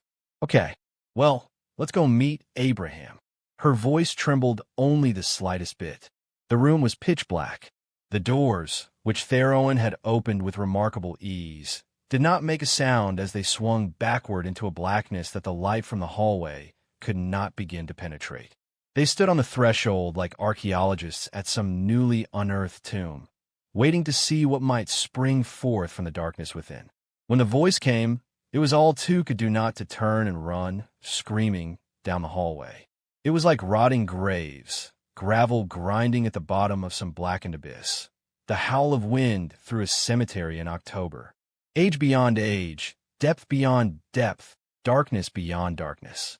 You visit me, my son. You bring something? A treat? A taste for Abraham? So long since you last brought me some lovely treat. Hello, father. Theroen's voice was low, subdued, respectful. Two could not detect fear, there at least nothing akin to the terror, currently, sitting unsteady in her belly. The thing in the room chuckled, a low, grating sound that sent squirms of revulsion up Two's spine. She fought them off, gripped Theroen's hand instinctively. But so bravely she stands, the creature said. It should please you, my dear.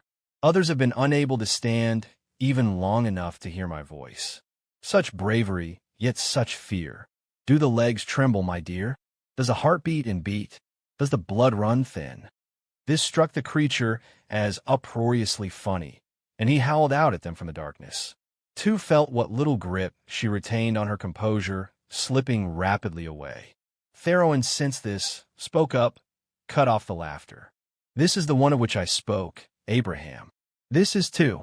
A momentary pause. Two felt herself being considered by the thing, the sensation like worms crawling sluggishly across her skin. She is still young, Abraham said at last. Yes, you are still young, he roared suddenly at Theroen, and Two was unable to keep from cringing, making some small cry. Her face paled, then reddened with embarrassment. Theroen appeared not to notice. He stared into the darkness, nodded. You knew, when you made me, what I was to be, he said after a moment. A sigh, like the shuffle of old papers. Light a candle, my son, Abraham said. I would see you as a mortal does. No mortal sees like we do, father, Theroen replied. But he produced a match from a pocket, struck it against the granite table directly to the right of the door, lit the wick of the massive candle that stood atop it. The room seemed to swallow this light, and then, perhaps finding it unpleasant to the taste, grudgingly released it. A gleam at the far corner. Eyes. Handsome, handsome boy, said Abraham, and Two could barely perceive a slight shaking of the head. Why do you insist on looking such? Why cut your beautiful hair? Why dress in these ridiculous clothes? Those who do not change wither. Those who do not change die, Theroen recited. Speak not such things to me. Abraham leapt forward suddenly, slightly further into the light, leaning over his massive wooden desk, white-knuckled grip on the far edge, powerful shoulders supporting his torso as he stared in fury at Theroen. Two shrank back, managing to hold in her cry this time. The light helped. Theroen's apparent fearlessness in the face of a being multitudes, more powerful than himself, helped more. Speak not in such a manner, from the scrolls of Eresh, to him who has given you everything. Everything and nothing, father. Ashes and dust. Life and death. Impertinence and youth, Abraham grumbled. He sat back down, and Two found that she could barely recall his image, as if her mind had blotted it out. She remembered a heavy head of hair, complemented by large eyebrows and a beard. Had he been young? Old? She couldn't tell. Only that he was huge, taller and broader than Theroen, thick through the shoulders, muscular. A dangerous man, even as a human, let alone what he had become. I speak only what you have taught, father, Theroen said. He took a step forward into the room, gently pulling Two with him. Abraham chuckled.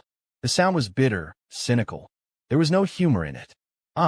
My first thought was, he lied in every word. It does not suit you, Theroen. I'm no liar, father. No cripple. Oh, yes? Well, no cripple. Anyway, as well you prove out there, traipsing about in the mortal world, driving your fast cars, laying with your women in patches of grass. He looked at Two with a raised eyebrow. Two made an effort to return the gaze, succeeded. The vampire laughed again. So brave, His voice was quiet, contemplative. Why is she not finished? Theroen paused a moment, and Tu sensed that the next few moments were critical. Her previous employer. He forced things upon her against her will. Many things, one of which was a drug. She is impure. The change will cleanse her. And what drug is this? Heroin, father. Do you know it? Opium, yes. Processed chemically, but yes. She is unclean. She is pure in heart, father. She is pure in soul.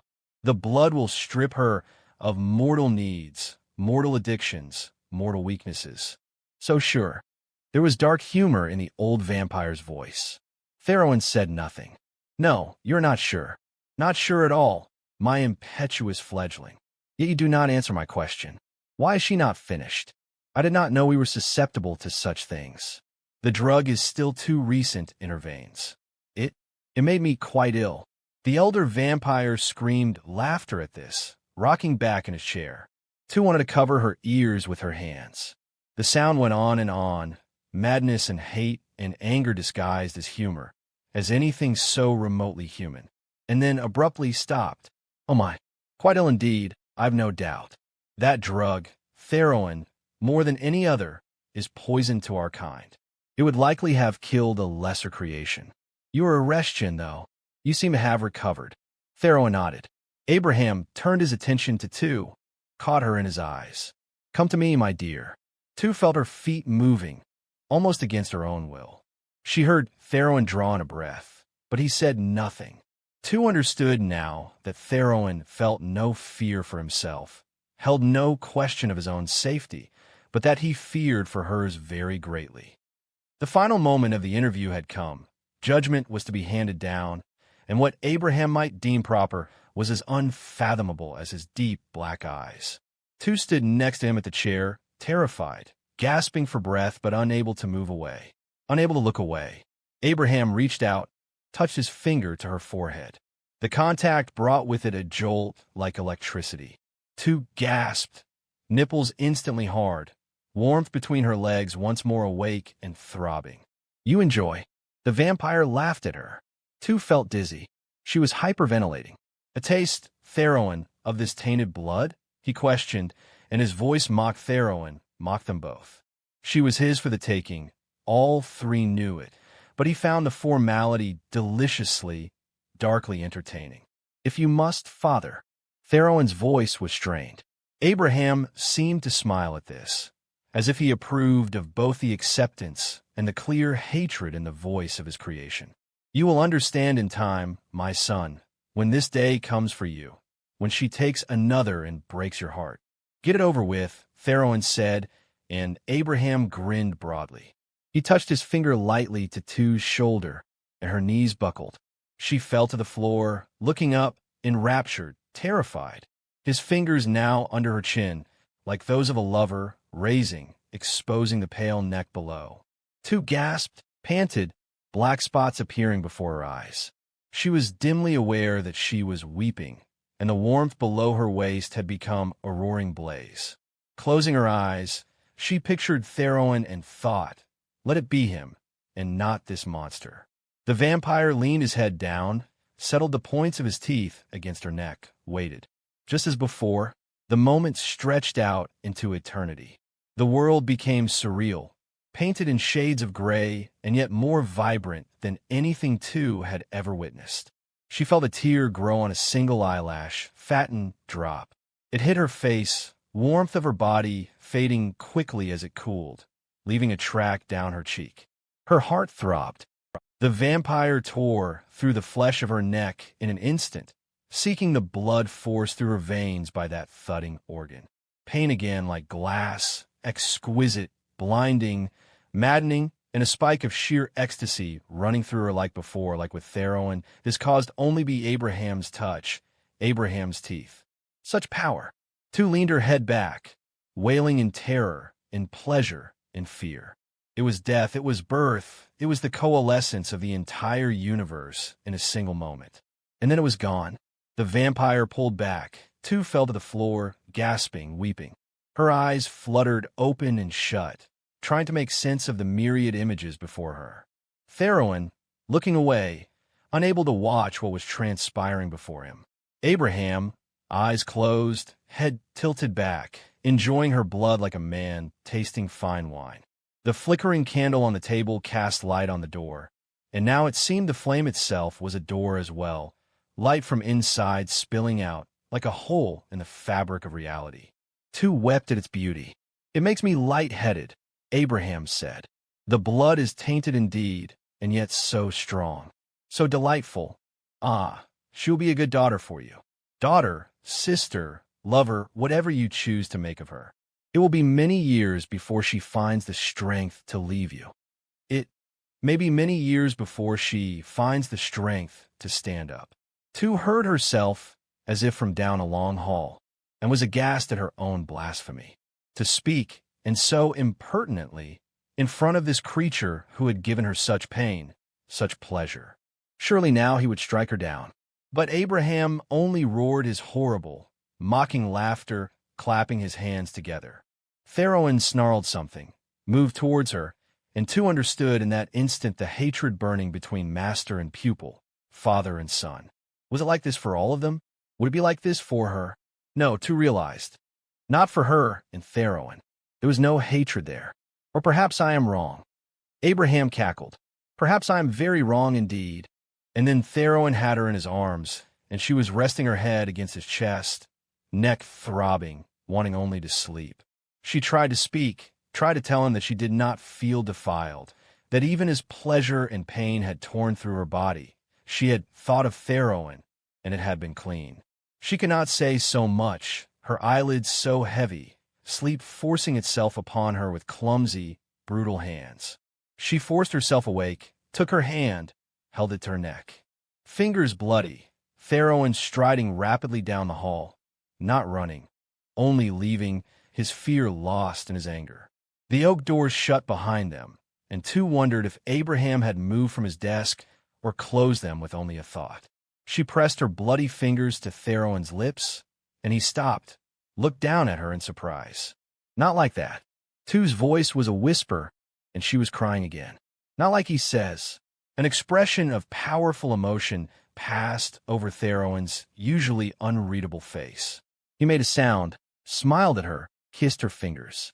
Bloody white lips, bloody white teeth. Tu slept. The bed held softness unlike anything she had ever experienced. Or perhaps it was her skin, newly remade, that made it feel that way. Silk sheets and pillow covers, heavy down blankets enveloping her, warming her, giving her a sense of comfort she had never before experienced. Waking was as it had been before, instantaneous, frightening almost in the sudden intensity of consciousness. One moment, blackness, the next, total lucidity. Tu woke with Theroen's name on her lips, a soft whisper, and she smiled against the silk. Had there been dreams? Visions of her life as an immortal? Had she dreamt of who she might be, what she might do? Tu's heart raced as her mind pondered these things. There was time now, time enough to see all of the art that ever she could desire. Who cared if she was no longer a part of the web of humanity that produced it? Could one not stand outside a house and still admire the decor within? Was it not possible to appreciate certain strains of music that the ear could not, in truth, even process into a coherent whole? I'm falling in love with him, she thought, and in love with what he is. Though she sensed the tragedy in this thought, as if some instinctive part of her warned against so seemingly easy an answer, she could not deny the truth of it. Abraham be damned. Theroen was not like him, never would be. She was sure of this. She'd seen Theroen's face as she pressed her blood to his mouth.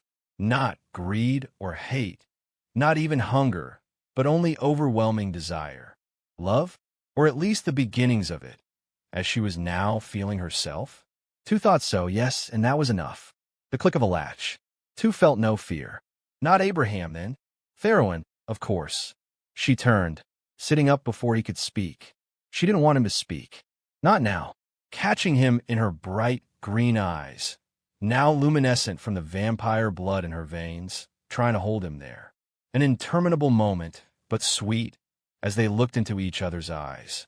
Theroen's face held that same gentle smile, with which he seemed always to look upon her. "You are all I have wanted," his eyes told her, "since the first time I beheld you." Two felt this echo in her own soul, and she broke out into a grin. She let the sheets pool in her lap. "Bara skin, bara breasts, not embarrassed." She laughed as his eyes flicked down momentarily and back again to her face. It did not anger her, this look. It brought her only the joy that comes with being desired. "Lovely," he said through his smile, and she knew he meant not only her breasts, but everything else. Filled with warmth, she closed her eyes, lay back, enjoyed the feeling of silk on skin. Theroen sat next to her in a large wooden chair with a padded cloth back, as relaxed as ever she had seen him, and yet so still, so composed. She wondered aloud if it was the effect of immortality. He smiled, shook his head. "No, just you. Just me." She looked up at him from the bed, let her eyes tell him that if the chair was uncomfortable, other arrangements could be made. Theroen laughed out loud. "Oh, if only I could too. But I haven't the time that I'd like to spend." Two frowned in disappointment, but accepted this without comment. They had forever, perhaps. Perhaps. "Are you reading my mind?" she questioned, a mischievous grin surfacing, pretending to be offended. "Is that another crazy thing you can do?" Theroen smiled. "Your mind is a fascinating place. I find it hard to draw away. Where are you going? Why can't you stay with me?" She had meant it as another playful question, the spurned, jealous lover. Another game, nothing more, but she saw a momentary flick of something on Theroen's face. Frustration? Anger? He sighed, examined his fingernails. "Abraham requires my services. I must do ask he asks, particularly now." "What?" Theroen looked up at her, the expression of one in love stamped clearly on his face, eyes locked again with hers. "He didn't kill you. Did you think he would?" "I did not know." Theroen looked away from her, ran a hand through his hair. It seemed that this admission, more than any other, hurt him. To try to understand the reason for his pain. She reached out, touched his hand, drew it between her breasts, held it against her heart. "I did not know. Two, I have not feared anything at all in centuries. Not even Abraham. Nothing alive, nothing undead. Not until we approached his chamber. And to see you in his arms? Under his spell? Terror. Terror. He couldn't hurt me, in the end, you know. That's what he wanted, and I didn't give it to him. I wasn't thinking of him at all. No, no." She sat up, leaned forward, kissed his lips.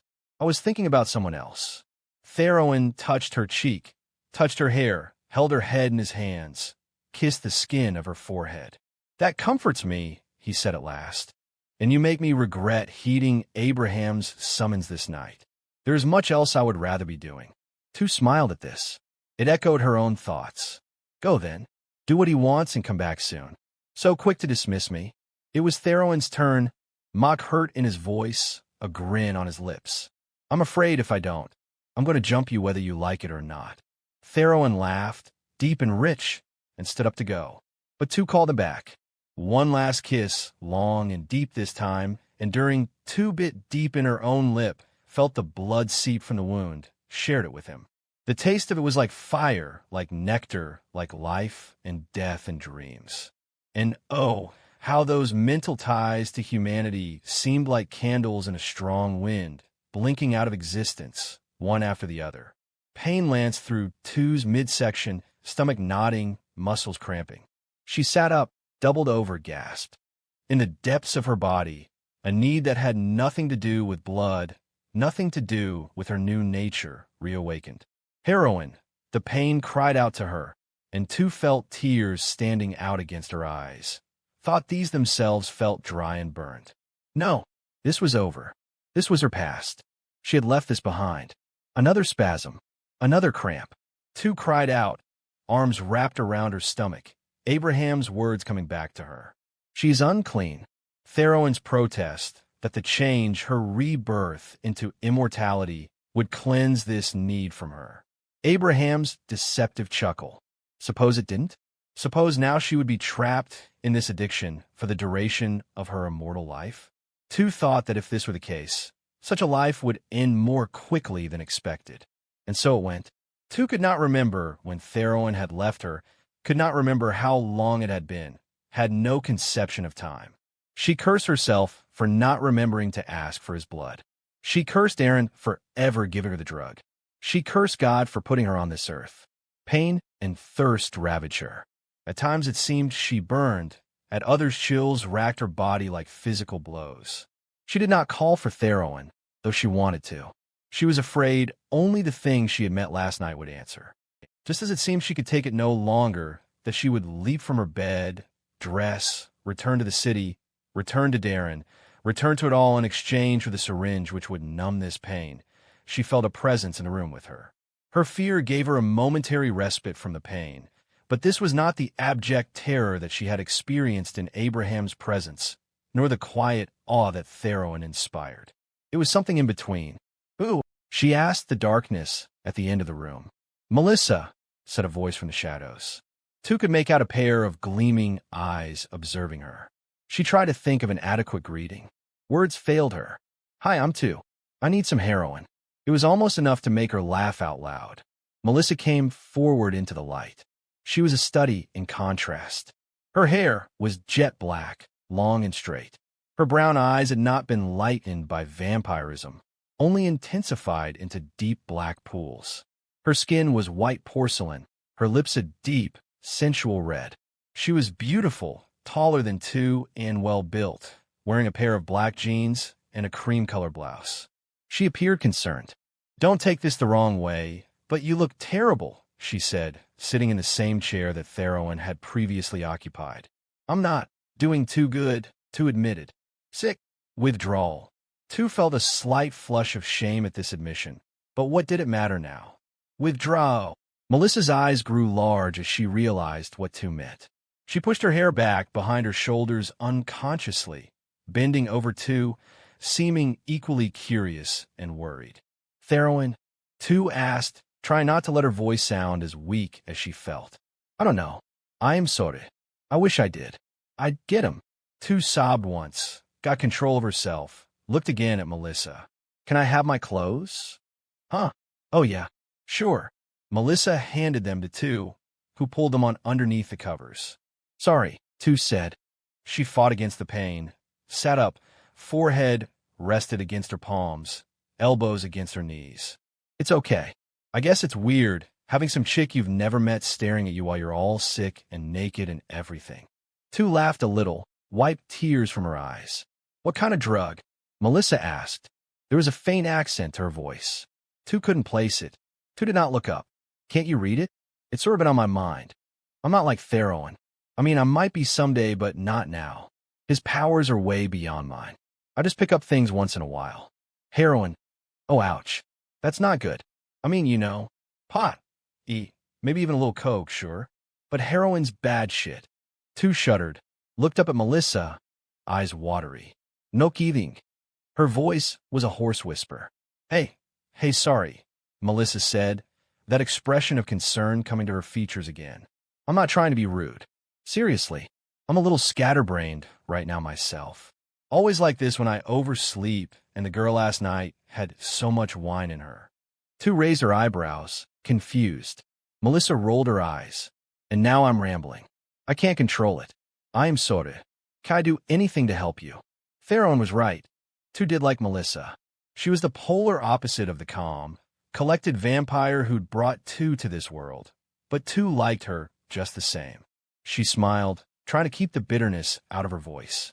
"Unless you've got a fix in that purse, I don't know if there's much you can do." Melissa shook her head, her expression almost sad, as if it was indeed a travesty that she was not carrying the drug. "No, just some makeup and Kleenex, and..." She looked around as if confirming that no one was listening, maybe some weed. Two laughed, wincing at the pain this brought. A vampire carrying ganja. Wonders never ceased. Melissa grinned as well, maybe seeing the humor, maybe just happy to see Two smile. "You can smoke that?" Two asked. "Sure. And it's, like, the same as for a human?" "Beats me. It does something, though. Everything does. What we find palatable, though, may differ a lot from humans. I think heroin would probably be too much for me. When Theroen, started me, he said that it made him really sick just getting it from my blood. Theroen's a wuss. Melissa laughed. I mean, I'm sure it did. And if it was that bad for him, I'm sure it'd be awful for me, too. But he's also pretty picky. He doesn't even like it when there's a little alcohol in the mix. Just all that serious no, only blood, nothing else stuff. Maybe that's not such a bad thing. Maybe. I don't know. Does it matter? How old are you, Melissa? How old is Theroen? Ooh, she mused, I don't know. He might want to tell you that himself. What about you, then? 148 and 3 days. Or 22, depending on how you look at it. You don't look a day over 120. Melissa laughed, and then looked again in concern as 2 doubled over. Hot and cold flashes were running through her, and she was bathed in a cold sweat. Oh, fuck. I think I'm going to puke. Are you sure there's nothing I can do? Theroen's blood stops it. I don't know. Would yours? 2 spoke slowly, through clenched teeth, try to fight against the sudden onset of nausea. Melissa shrugged. Beats me. Worth a shot. I don't mind. I probably shouldn't let you just go at my neck or whatever, though. Theroen bit his finger. Sure. Melissa's teeth made a tiny clicking sound like the noise of a stapler, and she held her finger out to 2, blood welling up from 2 tears in the skin. Hurry up before it heals. 2 looked up at her. Sorry, this is some fucked up bizarre shit. Live 150 years, and you'll see things that make this seem pretty tame. Do it, if you think it'll help you. I don't mind. 2 put her lips on Melissa's finger and let the blood roll onto her tongue. The effect of the blood was immediate, energizing her. It was all she could do not to clamp down with her teeth. Melissa seemed to sense this and grinned. Yummy. Vampire blood is awesome. Hard to get, though. 2 swallowed twice, forced herself to pull away. Her nausea disappeared, along with the cold sweat and the chills. Some of the pain remained, still, but it was distant. Better? Melissa asked, and 2 nodded. Yes. Not perfect, but much better. Thank you. Melissa licked the last few drops of her blood off her fingers and smiled. No problem. What's your name? 2. Like the number? Yes, like the number. Melissa laughed and clapped her hands. That's so cool. That's much better than Jennifer or Betty or Melissa. 2 shrugged. I guess. People with cool names never appreciate them. Now then, what you need is a bath. That'll take your mind off of this withdrawal stuff until Theroen gets back, and then I'm sure he'll know what to do. 2 crossed her arms, scratched her shoulders. A bath sounded wonderful. You can use mine. The one in here sucks. Theroen doesn't know anything. Melissa helped her up. 2 stood on shaky legs, looked around, took a breath. How far is it?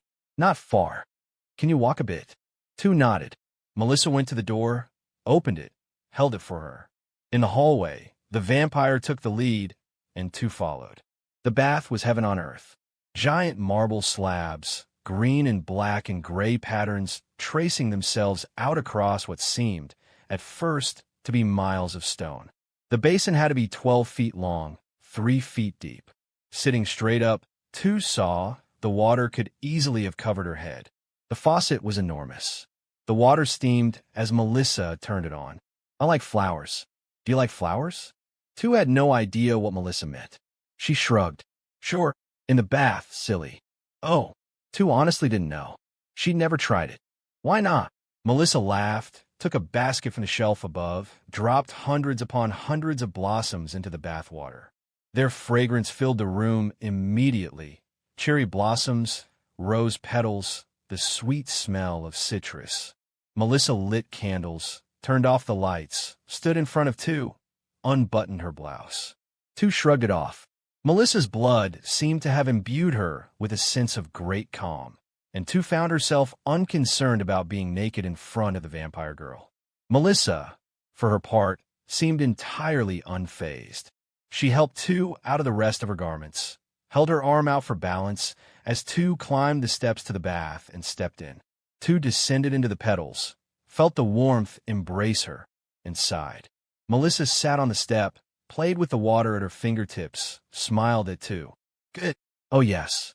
Melissa handed her a gigantic sponge, craggy and twisted and obviously natural, and some sort of perfumed bath lotion. 2 cleaned herself slowly. Melissa chattered, behind her and to the right, about all sorts of things. New pop music she was enamored with, the wonderful lights and throbbing beats of the rave she attended, the new interpretation of Shakespeare running on Broadway. Her tastes were more varied than anyone Tu had met. She kept the conversation casual.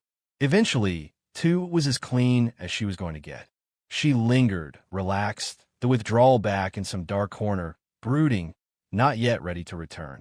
Melissa ran water, filled a clay jug, ancient glaze cracked along its contours, and wet Tu's hair. Tu leaned back, eyes closed, as Melissa's fingers worked shampoo through her blonde curls. It was like a supernatural visit to a salon. Tu reflected and laughed slightly. Melissa seemed to catch this thought and smiled as well. She helped Tu from the bath, dried her, helped her choose perfumes Theroen might like, helped her dress in a long, flowing gown. Green like her eyes. It was a bit too long, but otherwise fit well. He'll say he prefers black, if you ask him, but he's just buying into the whole vampire thing. You look like a goddess, and he'll know it. Tu looked at herself in the mirror, amazed at the change. White skin, green dress, green eyes, golden hair. The gown was of an older style, décolleté, leaving little to the imagination, pushing her breasts upward and making them seem fuller. She looked like a lady at court. Tu smiled, giggled like a little girl, touched her own hair as if not believing. In her 19 years, she had never seen herself like this.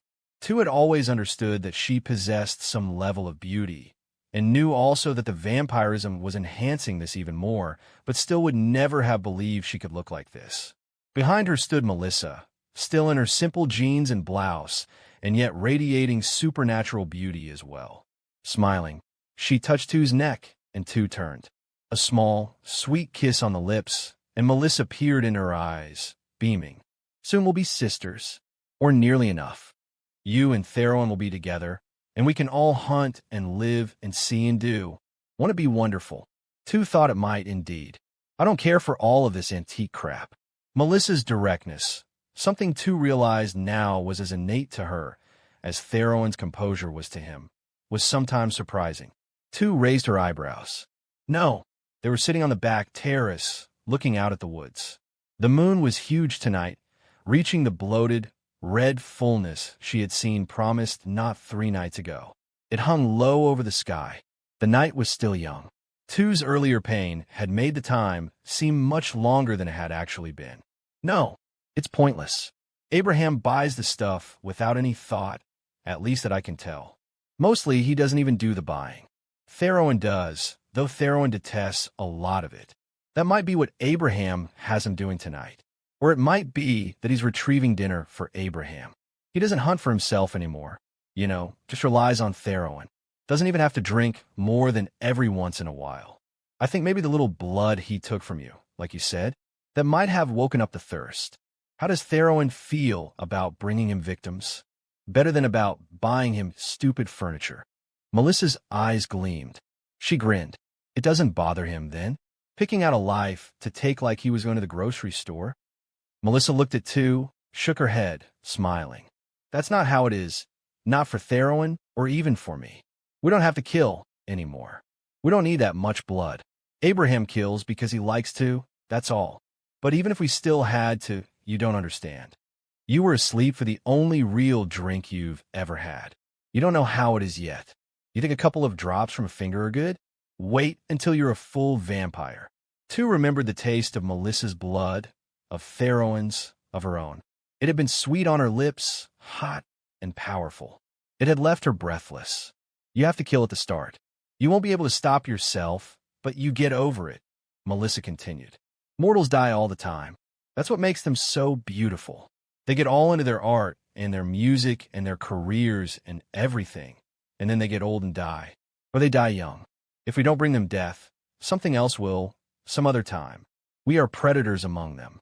And most of them, in that last instant before death, most of them love us. Tu shook her head, not in disagreement, but confusion. It all seemed deceptively easy. It all seemed so right. And yet here, she was sitting with a young woman, talking casually about the slaughter of human beings. You're only half. When he makes you full, too, these things won't concern you. Or at least, I doubt they will. Not past the first kill. You said we'd be sisters. Did Theroen make you then? Melissa laughed, not at Two's ignorance, but at the idea itself, as if the very thought were absurd. No, my father is Abraham. My blood is Abraham's blood. I only meant sisters and that our bodies are of similar ages. And both of us will have been reborn into darkness, as the poets put it. Darkness. Two could feel darkness at the back of her mind, beginning to gnaw at her again. The idea of a fix right now, after the nice warm bath, out on the patio with a friend, seemed dangerously appealing. Melissa cocked her head. You're thinking about drugs. Two felt her face reddening, nodded. Yeah, saw the...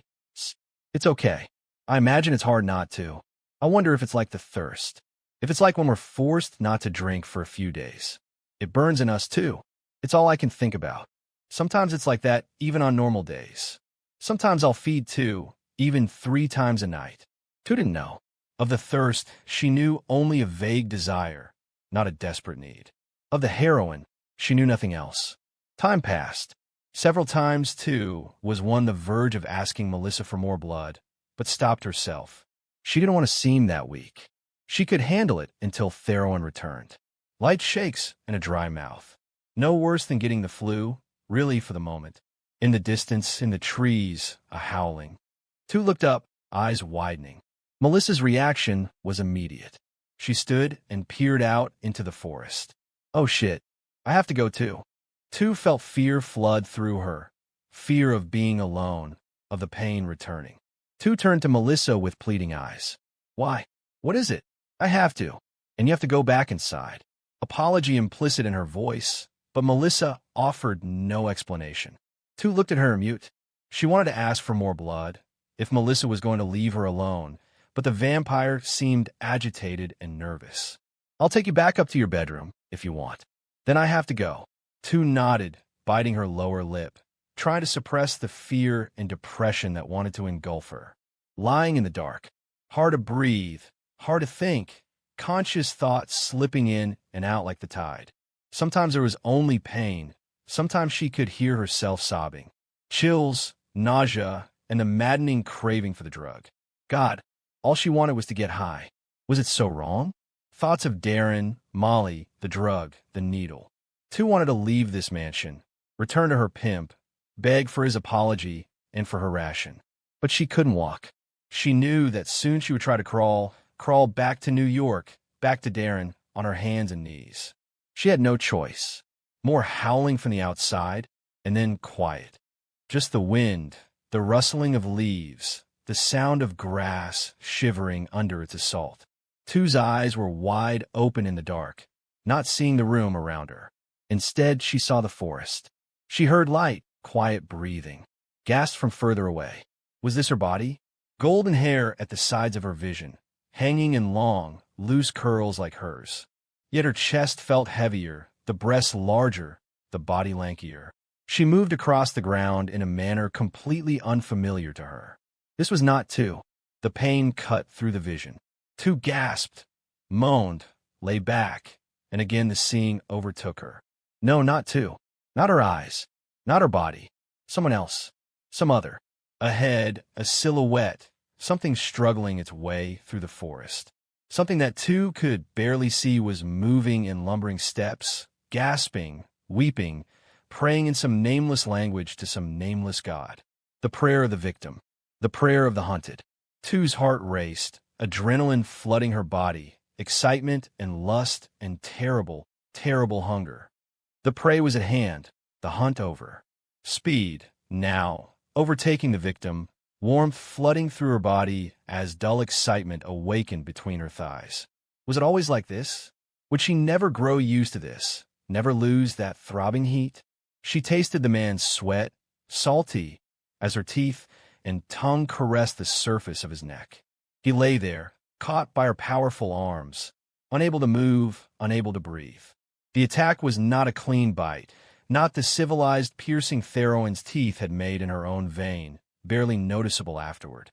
Two felt her head move forward, felt her jaws clench like powerful machines, felt bone and muscle and cartilage crush between her teeth. A tearing sound like wet cloth, resistance giving way as she jerked and twisted her head. Two screamed out loud at this sensation in her bedroom in the mansion. The blood sprayed, coating her face in warmth. Below her, the man was jerking, seizing, pain and pleasure overtaking him even as his death throes began. Great draughts of blood, they seemed to never end, pumping and pumping from his ruined throat. Two closed her eyes, driving this vision away, descending into pain.